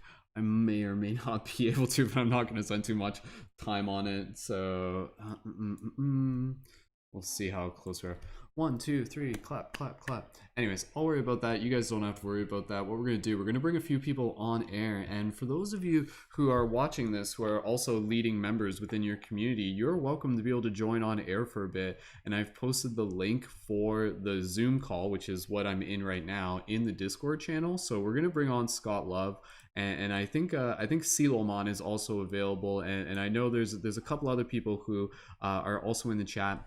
This isn't going to be very long, so if you are going to share something, again, we're just going to kind of keep it short and sweet here.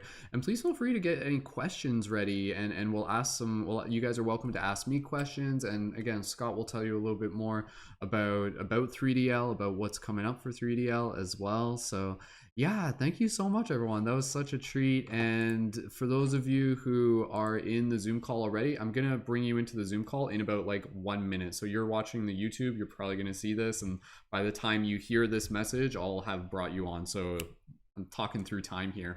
But anyways, please feel free to just kind of, if you're gonna ask a question, write question in front of it. So put like question, colon, and then write it out there. And yeah, and I'd love to just be able to hear some of your guys' thoughts on that movie. Let me know what was it. Again, this is where I want you guys to be able to come on air and just be able to practice talking opposed to just writing. Writing's great, but please feel free. I know for some of you watching this, let me know if you cried while watching this, if you had any sacred tears. So can I, 1 second, I'm gonna just take 2 seconds here. I may or may not be able to fix the sync.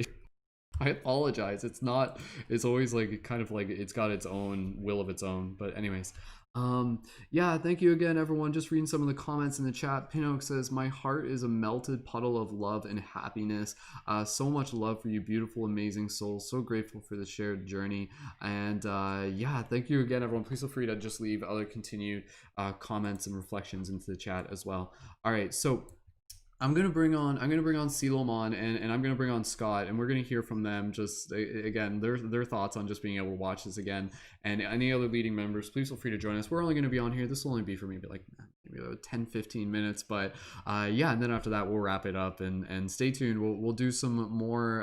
Like I said, I'd love to be able to do another watch party in the future with some of the other movies that I've worked on as well. So we're gonna bring on Silomon, and we'll bring on Scott. It'll take them just a second to be able to get situated, and then we'll properly introduce them in the next couple moments here. So just give us a few seconds as we get everything all set up and ready to go. And like I said, apologize if the audio is still not completely synced.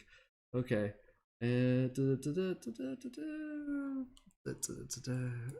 cool. All right. All right. Awesome. Yo, Silomon. Yo, what's up, dude? Can you hear me okay? Can we just do a quick sound check? Yeah, I can hear you. Can you hear me? Hello, hello. Perfect. Coming through loud and clear, and they can hear you on YouTube as well. And we got Scott coming in as well. Scott, want to just do a quick audio check? You can hear us okay? Hello, hello, hello. Perfect. Awesome. All right.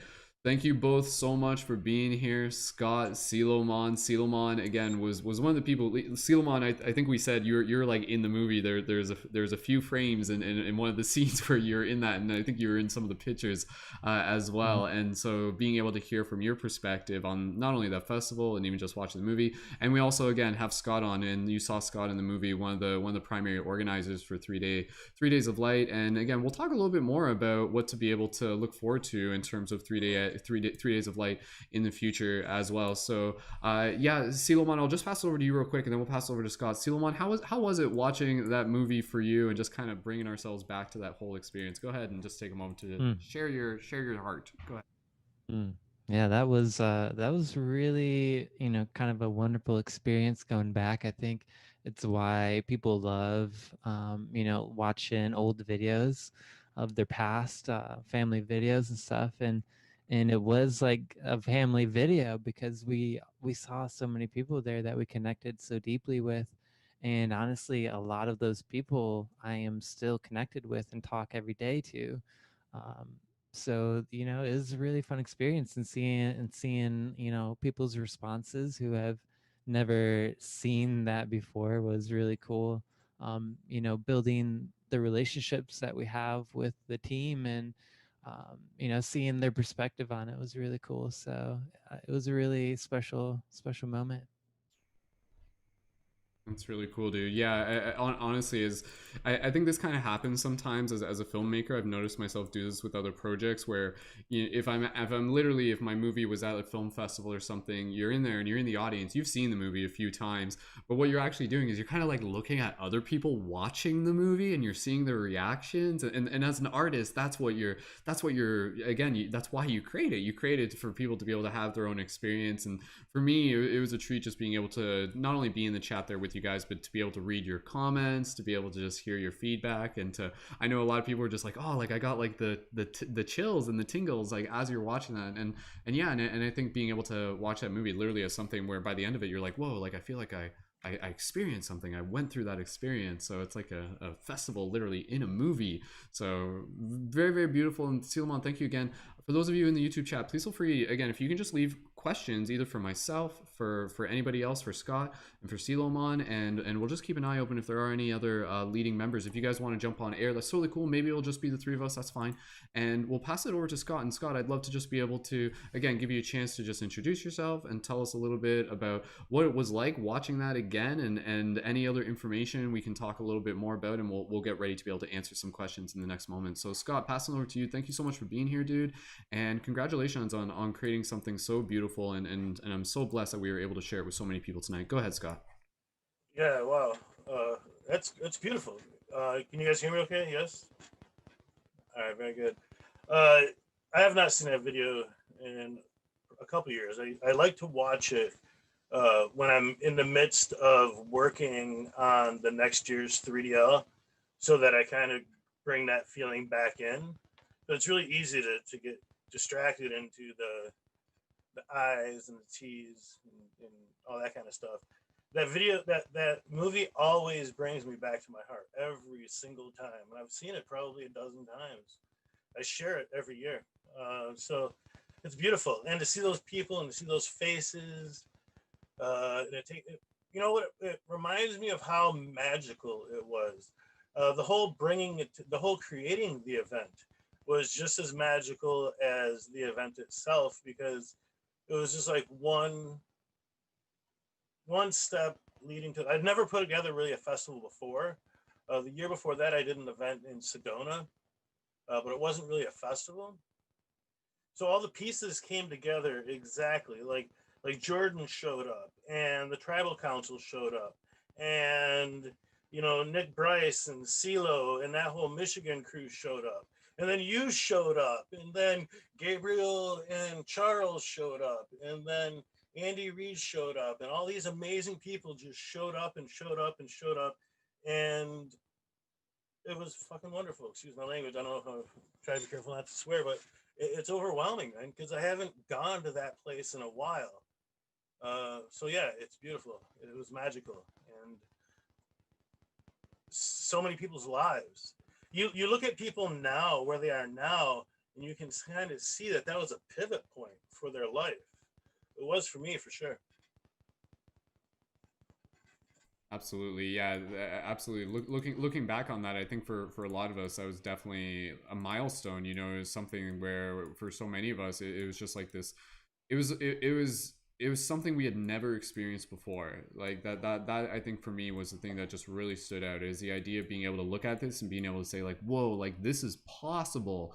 This is possible. And that was my first introduction to just, you know, transformational festival culture in general, and just for being able to walk into that. I know for a lot of people, the reason why it was so transformational was literally because they had never experienced love at such a magnitude ever before in their life. Like, they have never been in like a group hug circle. A lot of people unfortunately still have never like experienced that. Like, when you look at it, it's unfortunate to think that like it's not a common thing, but I know for a lot of people to just be in that place where everyone was just so open and so upset, so accepting, it just gave them so much permission to be able to know that like they can be who they are, and they have all these gifts, and they have all this magic to share, and just and I love the idea of what we were able to capture within this movie, because I think again, as a team, we did a great job of being able to convey some very powerful message. It was never just one message alone. You watch that movie, you go back, there's a bunch of gems literally in there in themselves. So we actually got Kristen, who's in here as well, and I'd love to just be able to bring her on and for her to share a little bit. Again, so here's someone who, this was the first time they've been watching the movie. They've been involved with our community for a little bit, and yeah, just giving them a chance to be able to share what it was like from their perspective. For those of you who are here, please feel free to let us know if you have any particular questions. We'll keep an eye open for that, either for myself, for Scott, for Siloman, if you're curious about kind of like the behind the scenes production of it. And we'll also get, again, we'll get Scott to be able to tell you a little bit more about what's coming up for 3DL as well after we get Kristen on here. So I'm just going to bring Kristen on, and then just keeping an eye on the YouTube chat. Can you share each of your favorite moments of 3DL? Okay, all right. I'm just looking for comments here. Beautiful. Okay, cool. We'll work through those comments in the next couple of minutes. I'm going to pass over to Kristen.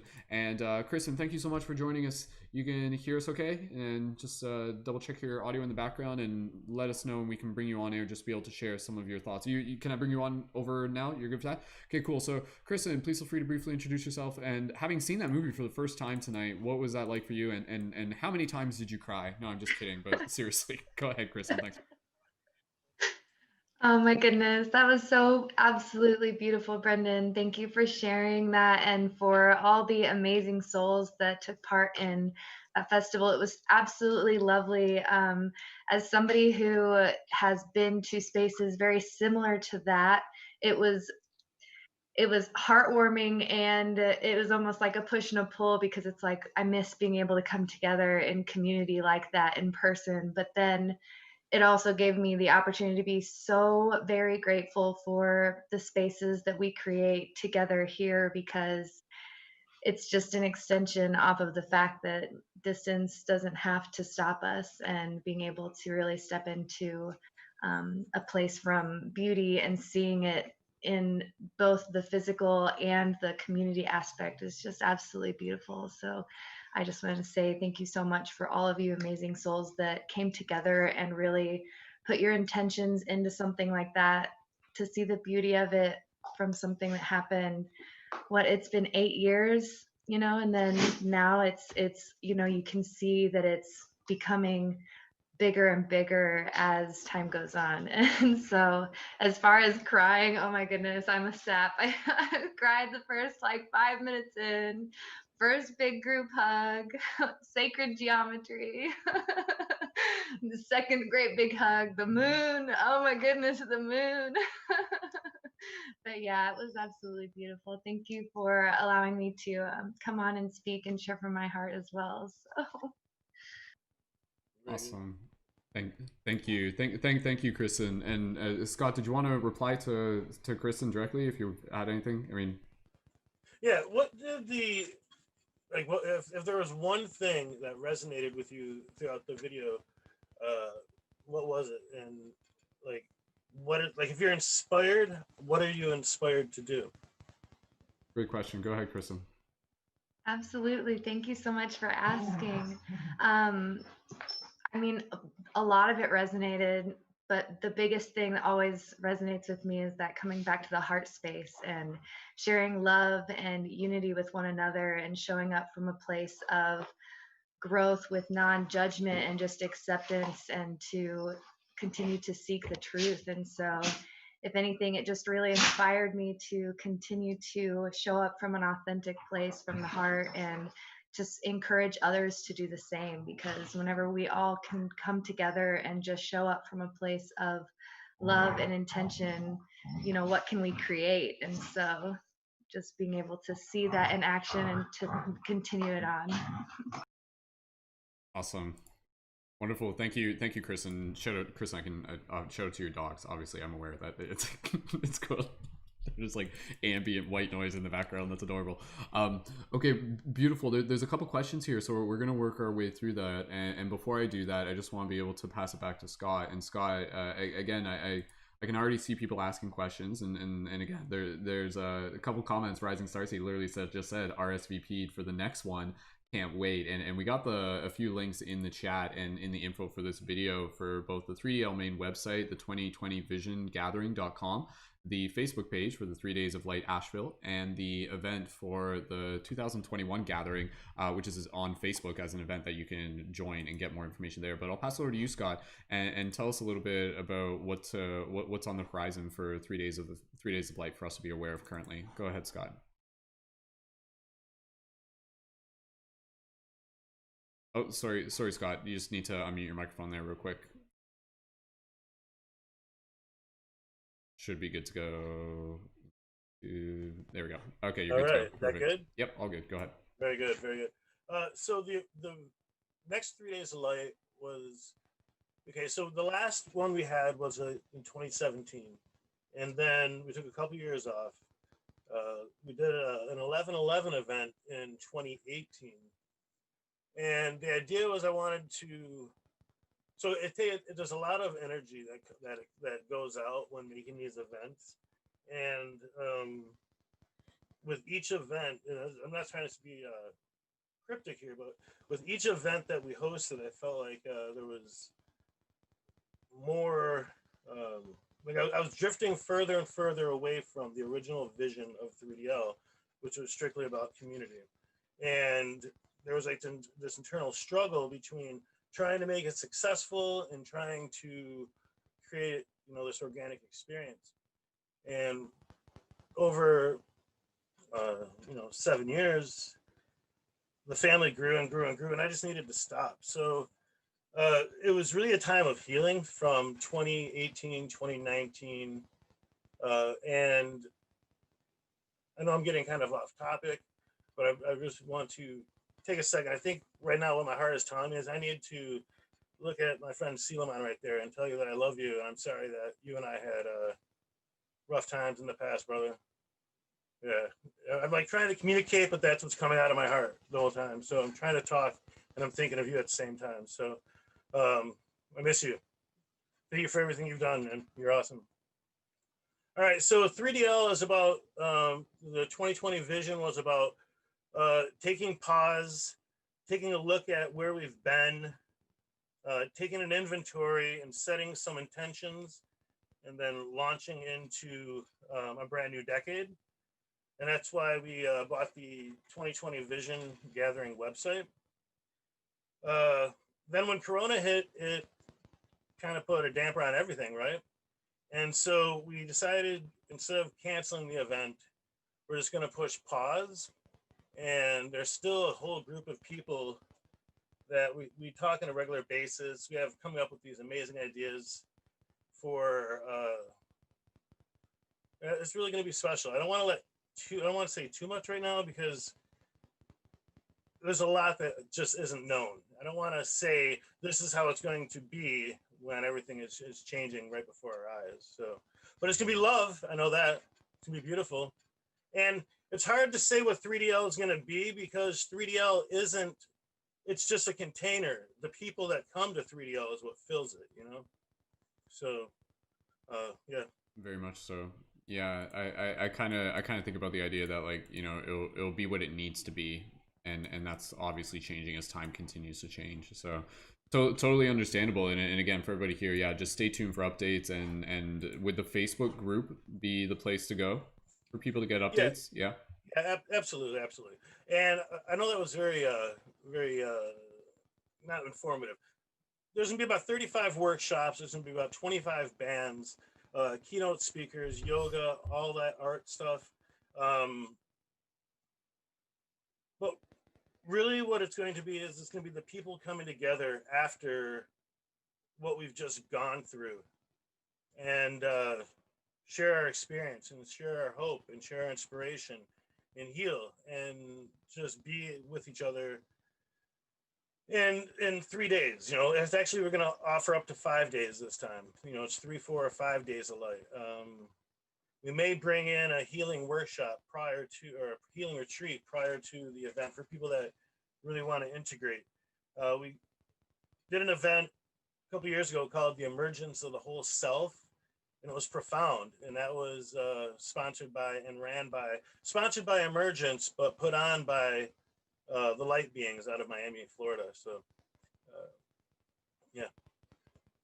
Awesome. Yeah, and again, these types of gatherings in the many formats that they exist are just so incredibly valuable, and I think, again, you know, it's within our nature to, like, want to be able to gather as community in whatever form it looks, and even, you know, again, just us doing it here and being able to just connect with each other in this way is still so meaningful. And Scott, yeah, just thank you so much again, because I think for all of us, just being able to hold that intention and envisioning the possibility of us being able to continue to have these gatherings in some form or another, whatever they may be, because knowing that they are so valuable in serving for the community. And again, fortunately, we've been able within our community to be able to continue, again, the vibes of those festivals here within digital format to the best of our ability, but being able to really do it in the physical is always something to be able to continue to work towards within these ever-changing times. So again, for everybody here, make sure you guys stay up to date, and you can check out, again, the Facebook event on Facebook, and the link for that's in the video. And you can check out the Facebook page, 3 Days of Light Asheville, and the 3DL website, 2020visiongathering.com. We're going to take a moment here. I just want to be able to go into a couple questions, and then we'll just, again, give a chance for everybody here just to be able to share anything else, and then we'll get close to wrapping this up. This is just going to kind of not be too long, but yeah, if anybody does have any other questions, please feel free to leave those in the chat as well. And so I know there's a couple questions from Kaleidoscopic, and Kaleidoscopic said, can you each share your favorite moment of 3DL? And then Ryder also asked, what was the most inspiring moment each of you had at the festival that made you change? So similar questions there, but yeah, we'll take turns just being able to answer that. And again, if anybody else does have any other additional questions, I'll keep an eye open for other questions as we post those into the chat as well. And if anybody else just wants to be able to, Scott or Suleiman, do either of you want to be able to jump in just in terms of sharing, like, what was at least one of the most, like, inspiring moments for you at the festival during the one that we had in the movie? So if you guys want to be able to share that, otherwise I'll jump on that. So Scott, do you have anything? Yeah, go right ahead, Scott. Go ahead. The number one moment that pops out on me was it was Saturday night, and I had a chance to finally breathe a little bit, and the stress level came down, and I kind of sank back and just observed what was going on.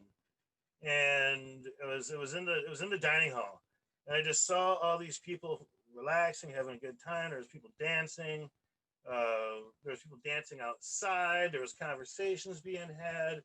It was just so freaking beautiful, and it was just this giant sigh of. It was the closest thing I'd ever experienced, other than my daughter's birth, of being connected to spirit. But it was different than when my daughter was born, because when my daughter was born, it was like this miraculous life continues moment. And that moment at 3DL that night was, it was like seeing through a lens. It was like this clarity of this is what it's all about. And it was profound. It changed my life. That's really beautiful. Awesome. Thank you, Scott. Silamon, do you want to jump in? Is there anything else in particular you want to, like, again, whether it's the moment or just a moment? Go ahead, Silamon. Yeah. Cool. Well, before this event, I was a very shy person. You know, I consider this event like my breaking out of my shell, and I met so many inspiring people that, like I said, I still connect with on the daily to today. But I remember at one point, I think it might have been like Friday or Saturday during the day, everybody was outside. Like Billy from Infinite Third was there. All his friends were around, and everybody was playing like in a drum circle. There was somebody who was like rapping and singing, and it was just like this energy that we were creating was just so beautiful and magical. And it was the first time that I ever started drumming on a hand drum, and it was like a, you know, just a big door opening to me being able to express myself in that way with like music. And then I just like felt this burst of love, and all of a sudden a big burst of wind just came and like blew everything around. Like everybody like had to stop drumming. We had to like pick everything up. I think most of the stuff was like okay, thankfully, but it was just one of those moments to like kind of put it in your memory bank, like something big happening. It was monumental. This was, I gotta say, such a big event, you know, and happening in 2012. It was crazy. Awesome. I remember that. I remember like being in the field. I remember seeing like one of the tents like blown over and stuff like that. No, there's some like epic like elemental energy going on that entire weekend at that festival. Being right on the water and everything like that. It was so beautiful. Give me 2 seconds to your team. We're just gonna bring Kaylee and we'll continue sharing. I'll share a couple of my favorite moments as well. One thing I forgot to mention this. I was gonna mention this at the beginning of the broadcast and I forgot, and then I forgot to mention it again. But I remember right now, so I'm gonna mention it real quick, and then I'll go into my answer. Really fascinating synchronicity is that. So again, one of the questions was actually, is this movie available on YouTube? Yes, it is. The link for the original version on YouTube is in the info for this video. And what's really fascinating is that the original video on YouTube, as it is right now, currently has 144,000 views. And so for those of you who have like, you're just like, wait a second, that number sounds familiar. There's this whole idea of like the prophecy of like the 144,000 light warriors, light guardians, like the rainbow warrior prophecy. And so I just think it was pretty funny. And me and Scott were just kind of laughing about that a little bit earlier, where it's like, here we are 2020 watching this movie now, and we have like this little wink from the universe. And for me, again, you know, just kind of wrapping in just how much this festival, the entire thing was so meaningful. But I just, it planted seeds, and for us to be where we are now and to just kind of like look back in that moment, you can see very much these common conversations, the things we were talking about then, we're still talking about it now. And just to be able to see what we were doing then as this process of really being able to like plant seeds, set that intention. And 2020 in itself was such a powerful year, and just being able to kind of like experience the whole thing leading up to the festival. For me, I specifically remember just kind of like the build up and just kind of like, you know, getting to know people online. And this was back when social media was still like very primitive compared to today, and just becoming aware of the 3 Days of Light festival, and the idea crossed my mind, and I'm just like, wait a second, like this is accessible, like nothing's stopping me from just sending a message over to Scott and just being like, hey, like introducing myself, my name's Brendan, I've been making a bunch of videos, a bunch of people are going to your festival, I'd love to be able to go and document and make some sort of movie, and not knowing then like what would happen. But I'm just like, I felt this calling, I felt this pull just to be able to go on this epic adventure, this epic journey. And I'd never done anything like it, but I was definitely inspired, and I talk a bit about that at the beginning of the movie. And yeah, and the whole ordeal of trying to like get over the border and stuff, and it was kind of one of those things where like even as I was going to the festival, the universe was just like, it's just like, prove it, like prove you really want this, like are you sure? We're gonna put some obstacles in your way, make it happen. But once we kind of got there, and then things were just one synchronicity to the next, to the next, to the next.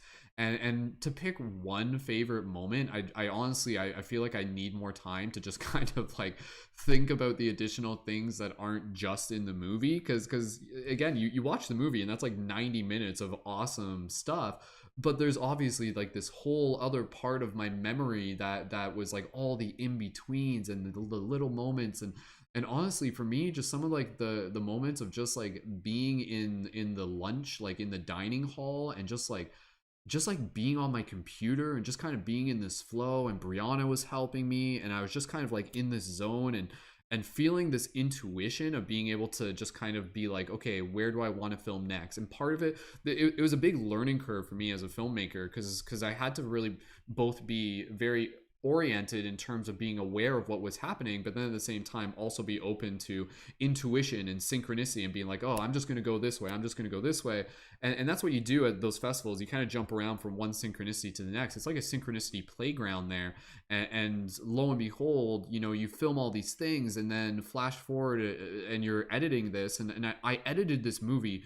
I edited it pretty quick. I edited it within about a month and a half, which is fast for a movie like that. That's fast. And we actually released the movie on the December 21st solstice 2012, which is a pretty cool thing, right? Like we planned that. We're like, we're gonna go big with this. This is gonna be epic. And yeah, some of the moments that I think really just kind of stand out for me, that particular moment, and you see this in the film, when we were all sitting there with the talking stick, and we were doing the broadcast. And this was back when the broadcast, like, it was so primitive that I was using like Google Hangouts, and I'm like, what? Like that was a thing back then. It's so crazy. And we did that live broadcast, and I think at that point we were about 30 episodes into Paradigm Shift Radio, the podcast. So things were like still just, it was just so exciting, and it still is so exciting. But I just remember that feeling of just kind of being in awe of the idea of like, whoa, like these are all people that, a month ago I didn't know them, not how I know them now. And here I am, as if I've only been with them for a day and a half so far, and I already feel just like this such deep connection, this deep familiarity, this deep sense of family and tribe.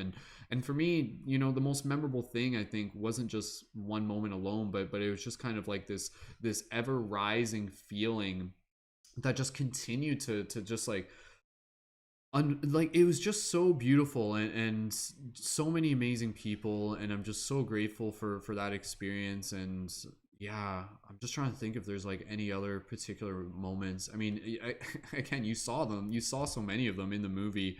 But yeah, even just being able to just kind of, it was hard for me to put the camera down, I'm sure, as you can imagine. But I do remember even just some nights, like I remember, honestly, for me, some of the funnest parts of my experience was probably late at night, walking around and being goofy with my friends.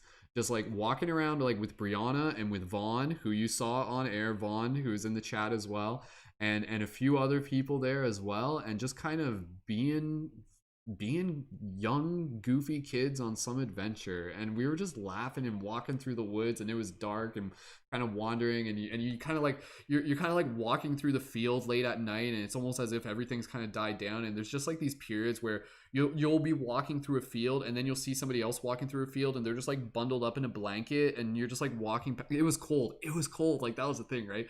And you're just like walking past them, and then like and you just kind of look at them, and you might not even say much, but it's just kind of like a gentle nod, and you're just like, and then they're just like curled up in their blanket, and they just keep walking. And there was a lot of that. Just like I remember just, yeah, like the late nights of just kind of people just kind of being like bundled up and staying warm, and late night discussions about the things that were so real and still are real, the things that were close to our heart. And I think that for me was a big part of it, was just, every single conversation there was in some way just like related to the shift in consciousness and to spirituality. And there was this such a powerful like wisdom sharing that went on there. And yeah, if anything else comes to me, I'll let you know. But yeah, I appreciate the question. And to think of like one particular moment that changed me, I mean, again, it really wasn't. It wasn't like one single moment. Like I see the entire experience as one moment. It was like one container, and it was just like this. Within this moment, there's just like now that we've made this movie, it's just like immortalized. And I'll just say this, and I'll pass over to Kaylee. The thing that I look back on this now, and it's interesting to think about the idea. This is we're getting trippy here just for a second, but the idea of thinking about how making that movie in 2012 was also me making it so that we could show it right now. Like that's kind of trippy, like when you think about that, like the value of that movie has actually increased. And I kind of knew that, where I was like without even fully knowing what the future had in store, but just being able to be like, I'm making this now, and I know that this will be like this time capsule. And literally, when you share a movie like that, and when you make it the way we did, it literally is like time traveling magic, where we've encapsulated this moment and we brought it forward in time. It's incredibly beautiful, and to know that people are still going to be able to go back and watch it and experience it and laugh and cry and be inspired, and yeah, it warms my heart. Every single day there's theoretically one new person watching that movie, and as an artist, that makes me very happy to know that the work that not only myself but everybody involved with the festival is having that impact on people. And yeah, that's all I'll say for now. So getting all gushy here. Okay, we're gonna pass it over.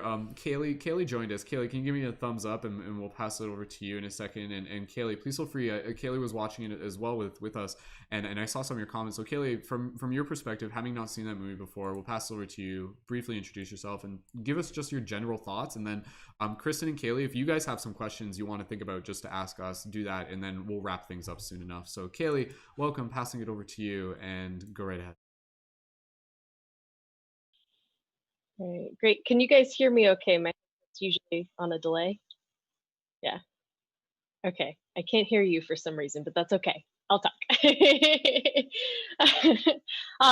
So yeah, I think that was like super awesome. Thank you for creating this and sharing this with us. Like, it is so crazy. It's like years later, you can still feel the love that you guys were feeling. Like, it's like literally like a timeless moment. Super awesome to have shared that. And it's like, it's almost like a portal through time. Like, it really is. Like, the way that this lined up for me is back in 2012. Like, that was like the start of my spiritual awakening. So it's like, I almost want to like thank you guys, thank you for like opening the portal, like, and creating this space where people came together there. And I'm sure have since, like yourself, Brenna, have like continued expanding consciousness through sorry, pup is in the background making noise. But yeah, to continue to expand that consciousness, there's so many things that you guys were saying throughout that it just hasn't aged. It just still rings true, and it really still resonates to now. And I thought that was super cool, and a lot of synchronicity between last night's broadcast and today. Oh my gosh, I love whenever you guys did like the step. I was like, whoa, I did that last night. And it was like super magical. Yeah, and coming from someone who has always done more of a closed practice, like, I've never been to a yoga class. I've always just done it at home by myself with my app.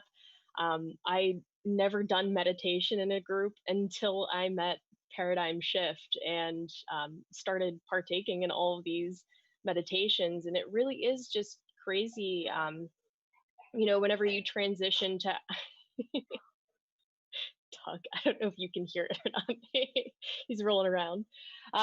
But yeah, like that feeling of being in a group, the fact that we can even feel that just here, like on a computer screen, on our phone screen, I can't even imagine what it's like in person. And like now with COVID and everything, like I cannot imagine what this is going to feel like, meeting you guys in person and being able to experience what you guys experienced in that video. So in the movie. So really cool to see that. And yeah, I think that's all the thoughts I have. I'll think up some good questions for you guys, but thanks for sharing.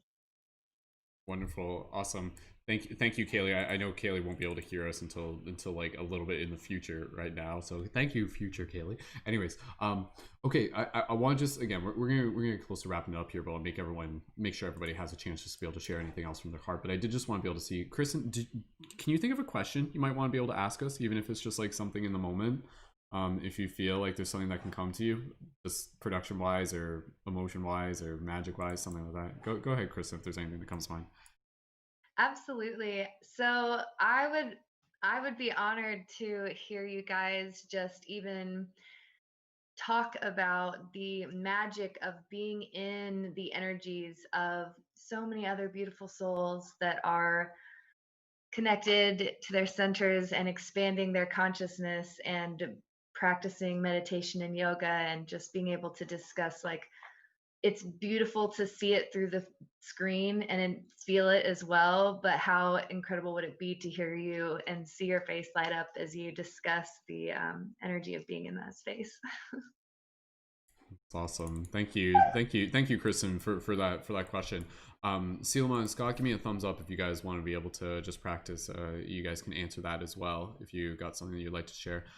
Yeah, just for me sharing from my heart again, just kind of going back to some stuff that we already talked about.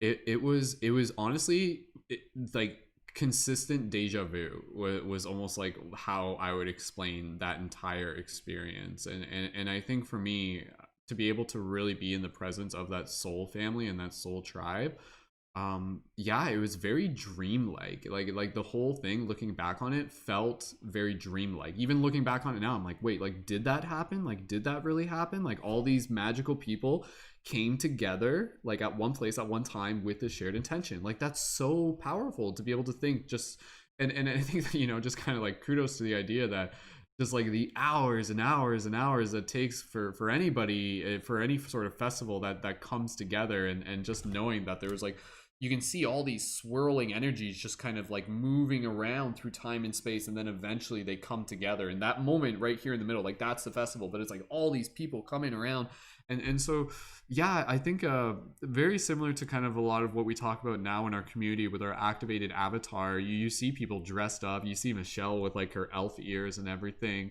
And I think again, just a lot of what we talk about now, it's being able to see people in like their authentic expression of self, and to see people just kind of like really connecting from that place of the heart and that place of creativity, and to see meditation and compassion and mindfulness and talking about all these conscious themes and beautiful food and dancing and music and laughter and fresh air, to see like all of that just like coming together, it felt like home.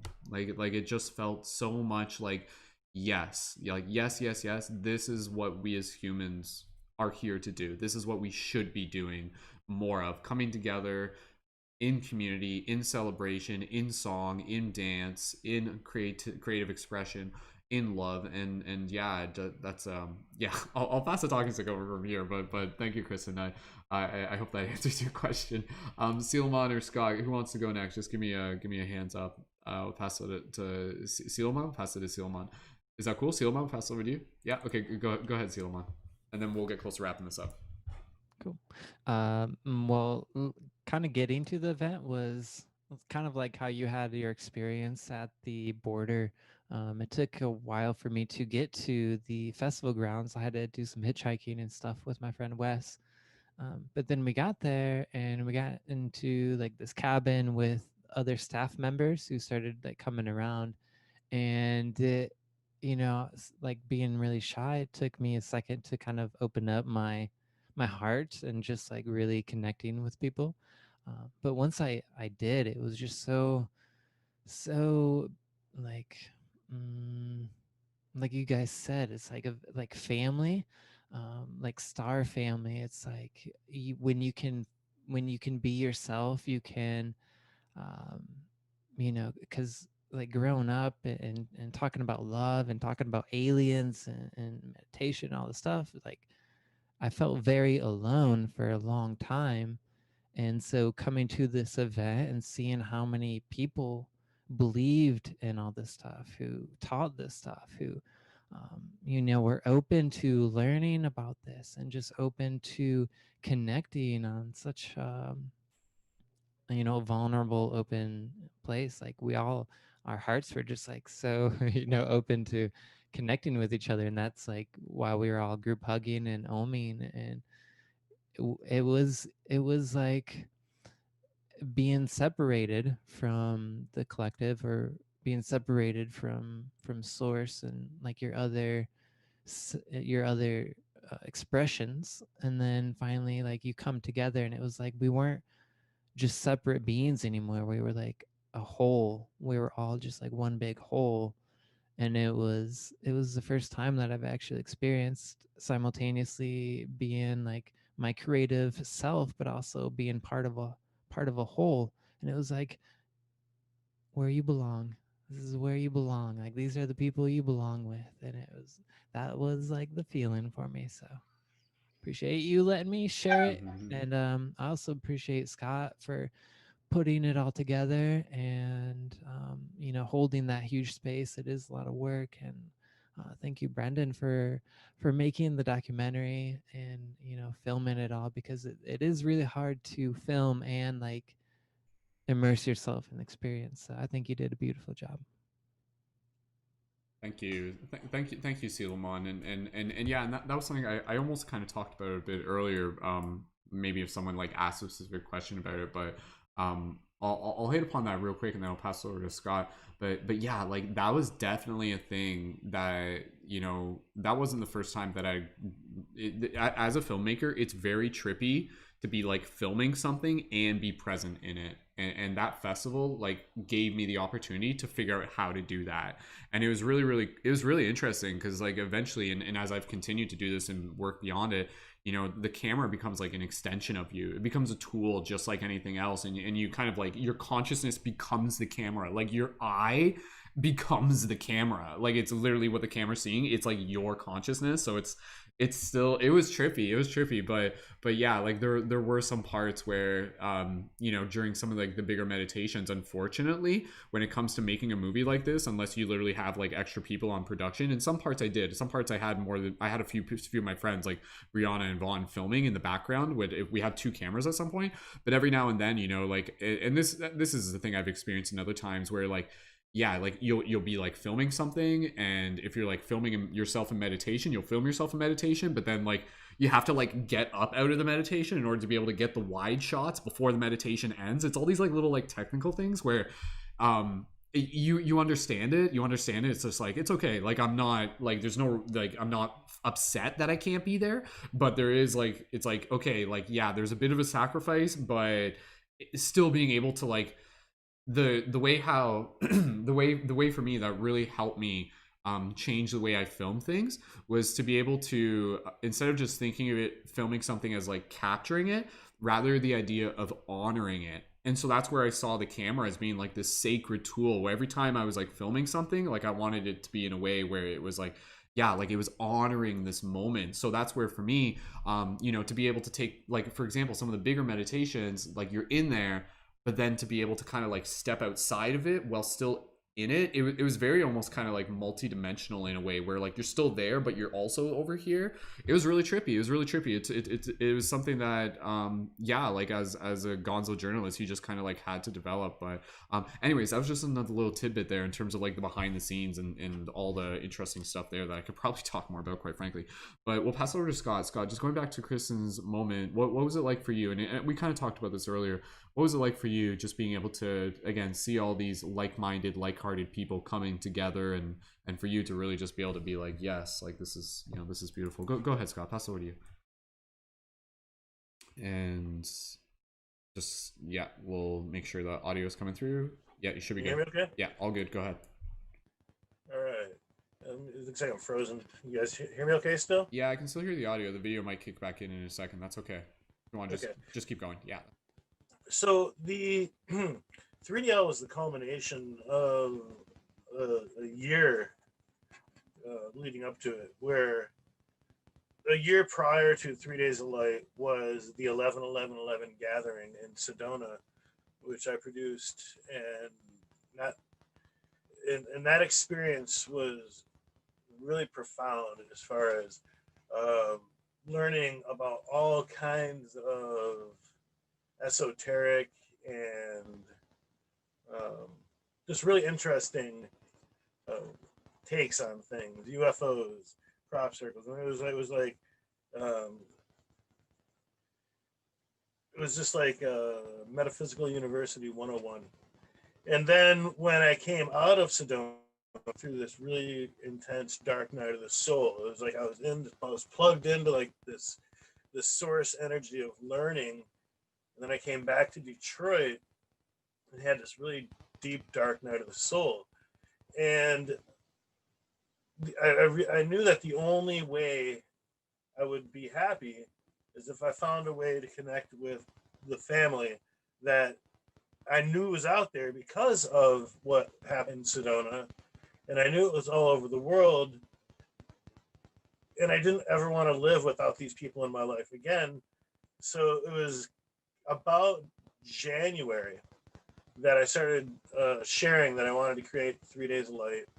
And as soon as I verbally spoke it, all of these things started popping up. I met this dude named Nicholas Bryce, and we kind of like became each other's cheerleader. He was putting on an event in Detroit, so we hung out, and next thing I know, we're taking a road trip to Asheville in August.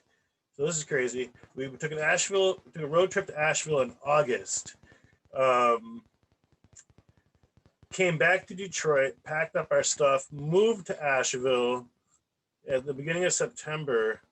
I had a closed head injury in the end of September, in the beginning of October, that like left me like, so there's like this whole thing isn't even gonna happen. And that's when community really freaking stepped up. People just came up. Like I was living at this center, like it was like a circus community called The Landing, and it was like these healers and farmers and performance artists, and they just like nurtured me and took me under their wing and helped heal me. So that a month and a half later, we had 3DL, and it's exactly what it was. I said I wanted to create the situation where my family was there, and that's exactly what it was. So it was like absolutely incredible, and I knew that that's what I wanted to do with the rest of my life in one way or another, whether it's through festivals or gatherings or I run a website called emergencecreativespace.com. So Emergence Creative Space is what Emergence Earth was becoming. So Emergence Earth and Emergence Creative Space are basically phase 1 and 2 of the same project. And so, yeah, man, it was just seeing the family and feeling it was family and realizing that it's like that was one of the reasons I was put on this planet, was to create spaces like that so that people can do things that they did at that event. And I've always said, all I do is create the container and everyone else fills the space. I might book the performers, I might book the workshop facilitators, I might book the keynote speakers, like in the video you saw Charles Gilchrist and Becky Arrington, and you know, but the community comes in, and it's like the events, the workshops, those are just like dots in this great connected dots puzzle. The things to do are just the dots, but the people create like the bridges between those moments and make the picture of what it is, you know. So it's beautiful. It was wonderful. It changed my life forever. Okay. You guys, you two helped change my life forever. And Brenda, thank you for creating this, man. This is beautiful. This is forever. This is going to be forever. You know, we should have it etched into bronze. And right. Make sure the aliens shot into a volcano. Yeah. Aliens need to watch this in a million years from now. So to see how the shift in consciousness unfolded in those moments. So yeah. Scott, thank you. Go ahead. Is there anything else you just want to add in there, and we'll get closer to wrapping things up? Yeah. Okay. So I'm gonna say this. If you want to participate in making the next 3DL, just get in touch with me. You can find me on Facebook, or you can find just look up Emergence Creative Space, 3 Days of Light, whatever, any of the things you've heard here and just shoot me a message. Probably in January or February, we're going to start seriously looking at what, again, we're going to pick up where we left off in the summer. And but January, February, we're going to start having conversations about how we're going to launch it. You know, I want to get to a situation where the day it seems like, okay, we can do this in a way that's safe and non-threatening to anybody. That makes sense. The second we realize we can do that, I'm posting it, and my goal is to, within 3 to 4 months from that day, host the next 3 days late. So I don't really have an effective date yet. I'd like it to be spring. How awesome would it be if, like, somehow there's a magic wand happens, and, you know, we're in a situation where late May, early June, we can get together and do something sweet. I think that'd be great. Don't you think that'd be cool? Yep. Absolutely. Holding intention for that. Yeah. The possibility of it. Absolutely. So yeah, Scott, can we put your Facebook profile in the show notes? Is that okay? And then if people want to connect with you on Facebook, is that cool with you? Yeah, man, that's fine. Okay, cool. So for everybody here, check out the show notes. You can find Scott's Facebook link there. And yeah, feel free, even just send a message of gratitude and make sure you follow the other links and get connected there. So Scott, thank you again. Sealamon, Kristen, Kaylee, thank you for joining in. Let's just get ready here to be able to close it up. I don't think there's any other questions immediately at this moment, and that's okay. We'll just kind of close things off and wrap it up. Go ahead. Yeah, Scott, what I was about to say, we'll pass it around one more time for anybody else who just wants to add in anything else. Yeah, so sorry to interrupt you, brother. Go ahead, Scott. You're still there? I'm here. I'm trying to get the... Yeah, I think the video is still glitched out. Go ahead, Scott. We'll pass it back to you. All right, cool. So I just wanted to share with everyone my latest a project that is really near and dear to my heart that I've just started doing, and it's called Portals Podcast. And you see right there, actually, on the screen, Portals Podcast. Look at that. All right, so Portals Podcast, you can find it on emergencecreativespace.com or on Spotify or any other place that you usually listen to podcasts. We have some really amazing guests, and we're just getting started. So I'd like you to come check it out. And it's all based on the same things that we talk about and we do at 3DL, you know, the 4 pillars of Emergence Creative Space, which are sustainable living, natural health and wellness, personal, spiritual development, and community and culture. So that's what it's all about. So Perfect. Come check it out. Please give it a listen. Awesome. So Portals Podcast, and is it on Spotify as well? Or it is. It is? Okay, cool. So Portals and Podcast Apple. On Spotify and other platforms. And Scott, just make sure to send me a couple of links over for that, and we'll put those into the show notes as well. And yeah, no, that's exciting. There's always so much more for us to be able to talk about. So Scott, thank you for continuing the conversations there. So awesome. Okay, team, let's just kind of go around the circle real quick. So if anybody else has anything else they just want to be able to just share real quick, even just expressing gratitude, you're more than welcome to do that. And Scott, we'll pass it back to you one more time before we wrap it up. Kristen, Kaylee, I'll let you guys just kind of say anything real quick, and then, like I said, we're almost done here. So Kristen or Kaylee, anything you guys want to say? Even very, very short and sweet, it's totally fine. So go ahead, Kristen. Absolutely. So just 100% gratitude for you guys for putting on such an amazing event, and then gratitude for you, Brendan, for bringing this out and allowing us to share space together and being able to come together in community and learn and grow and enjoy the vibes and be inspired and to continue to see the beauty in every moment of the day. So thank you so much. Namaste. Awesome. Thank you, Kristen. And yeah, you know, like many intentions within making this movie, and I think one of the ones that's very near and dear to my heart is to be able to create something for people to be able to to be able to help people see the magic that is all around them and that they are, you know, by watching this, just hearing people talk about it, hearing people live it, hearing people speak their own truth and have their own experience. It just gives us permission for us to be able to start seeing the world a little bit differently, start seeing ourselves a little bit differently, and again, really just opening up to some bigger ideas and really just feeling the call to be able to show up as the best versions of ourselves and understanding the importance of planting those seeds and really being able to connect as community. So Kaylee, can I pass over to you, Kaylee? Is that cool? Just closing thoughts? Okay, go ahead, Kaylee, passing it over to you. Okay. Yeah, really, really just beautiful that you guys got to share community on that level. And I really, really look forward to whenever we'll be able to share this energetic connection sometime, hopefully in the near future, whenever things seem a go. And thanks. Awesome. Thank you too, Kaylee. Grateful.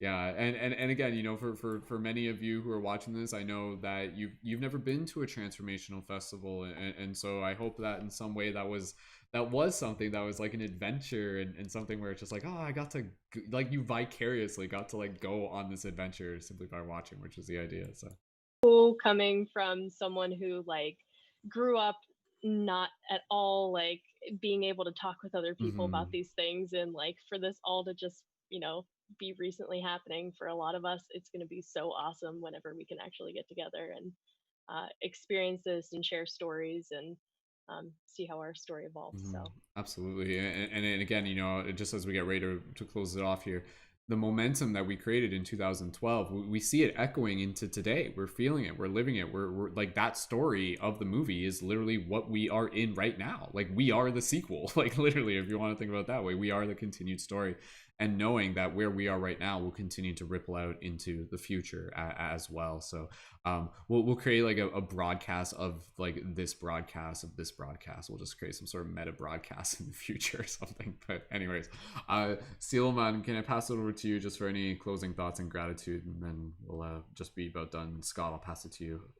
Or Scott might have actually dropped out there real quick, but we'll pass it over to Seelman. Go ahead, Seelman. Cool.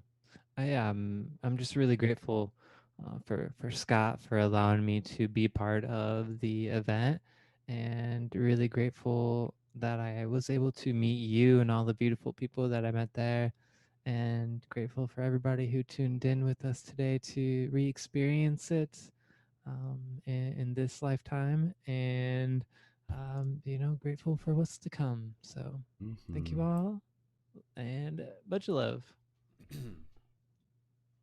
Awesome. Thank you, Seelman, as well. And yeah, like it's so cool because, again, like Seelman and I, like we ran into each other there, and now here we are 8 years later, still rocking it, still shifting those paradigms. And again, and shout out to all the people who are still connected into this, and just all the people in general who were part of that experience. I know there literally are a few other people in the community who were also at this event as well. Shout out to Rachel. Rachel's in the chat. I believe Rachel was also at the event as well, and Breezy and Michelle and Vaughn, and again, and shout out to Scott. Looks like Scott, like his thing disconnected from Zoom, so we'll just say on Scott's behalf, thank you again to everybody who was able to not only watch this beautiful story that we had to be able to share tonight, but continue to be able to embody it and ripple it forward into the future. Throughout the broadcast, I think we had like between like 35 and 40 people tuned in live. That's like a nice little theater for us to be able to join. And for those of you who are watching it in the future, I hope this little like intro and outro is a nice little like bonus for you as well. There are still a few other things that you can actually check out. I'll make sure the links for those are in the YouTube info. But there is also the link for the Merkaba light body activation workshop that Phoenix does in the movie, that you see a bit of it. The full recording of that is online, so if anybody wanted to like do that meditation, that's still a thing. You can find the link for that. There's also the link for the music video by Horus Rising as well, which you saw at the very end of the movie. It was like, click here for the bonus video. We made a music video that's kind of like a summary of the movie as well, so you can check that out. And there might be a couple other links related to it, maybe, but those two are definitely the main ones. Looks like Scott's reconnecting here, so we're gonna pass over to Scott, and then I'll just give some closing thoughts in the next minute, and then at that point we'll wrap things up. So just as Scott's joining here, we'll pass it over to them, and let me just make sure things are working properly. And yeah, and just thank you so much, each and every single one of you, for joining in and for being a part of this experience. And I'm so grateful for us just being able to watch it. And stay tuned. So since this was a success, I would like to be able to do in the future, there is no date yet, a viewing for the Journey to Lucidity movie. And if you haven't seen it yet, if you want to watch it ahead of time, go for it. If you want to wait, you're welcome to as well. The fact that so many of you didn't see this beforehand, I think a lot of you just didn't even know about it beforehand was the kind of a thing. And that's kind of like, it's just like, you know, there's so much else happening in our community where it's hard for me to just be like, oh, don't forget about the full-length movies I've made. You can run out of Netflix, feel free to watch one of those. Like, that's, you know, so here we are. But yeah, it's perfect, it's synchronistic, and it's just so beautiful. It looks like Scott's thing, I can see it seems to be glitching out, so I think we're just going to continue along without Scott being able to jump in here. But we'll again just give all the blessings to Scott and to the production team behind 3 Days of Light. And again, just wrapping it up here, just so much gratitude to each and every single one of you for being here tonight and for continuing to be able to be a part of this ongoing story. And okay, hold on, I think Scott may actually be back in it, so we'll give Scott one more chance, and then we'll officially close things off. Scott, are you there again? If you're just connecting your microphone, go ahead and let us know, and we can pass it over to you if things are properly functioning. And they may or may not be. It may still be glitchy, so that's okay. All right, Scott, again, if you're able to hear us, let us know, but nonetheless. All right, okay, let's get ready to close this off here, unless Scott just happens to be able to jump in. But yes, thank you so much, everyone. Check out the links in the info for this video. You can find the original YouTube version. You can find the trailer. You can share it with your friends. Please, if you enjoy this movie, literally, like, share it with a friend. Like, pass it on to them. And include a message. Just be like, hey, if you're looking for something to watch to make you smile, feel free to check this out, or something like that. So the trailer does a good job of just kind of like creating the vibe. So even if you want to pass that on to them, that's definitely one thing you can do. Scott, are you able to come through? Is that working yet? Doesn't look like it's officially working just yet. So okay, all right. We are going to conclude things. We're going to wrap things up here. We'll just finish off with the outro music as we normally would with a regular broadcast, and we'll just invite the members here to just be able to say thank you and good night, and stay tuned for more updates within the community. And yeah, this was a nice little treat for us to be able to do on a special Thursday evening. So feel free to leave your comments in the Discord server after this, and for those of you watching, please feel free to leave your comments on the YouTube as well. So for those of you who joined in, go ahead, just gently unmute your microphone, and we'll just say goodnight, everyone. So good night, everyone. Good night. Good night. Sweet dreams. Good night. All right. Sweetest of dreams. Awesome. Thanks again, everyone. The journey continues. Woo -hoo.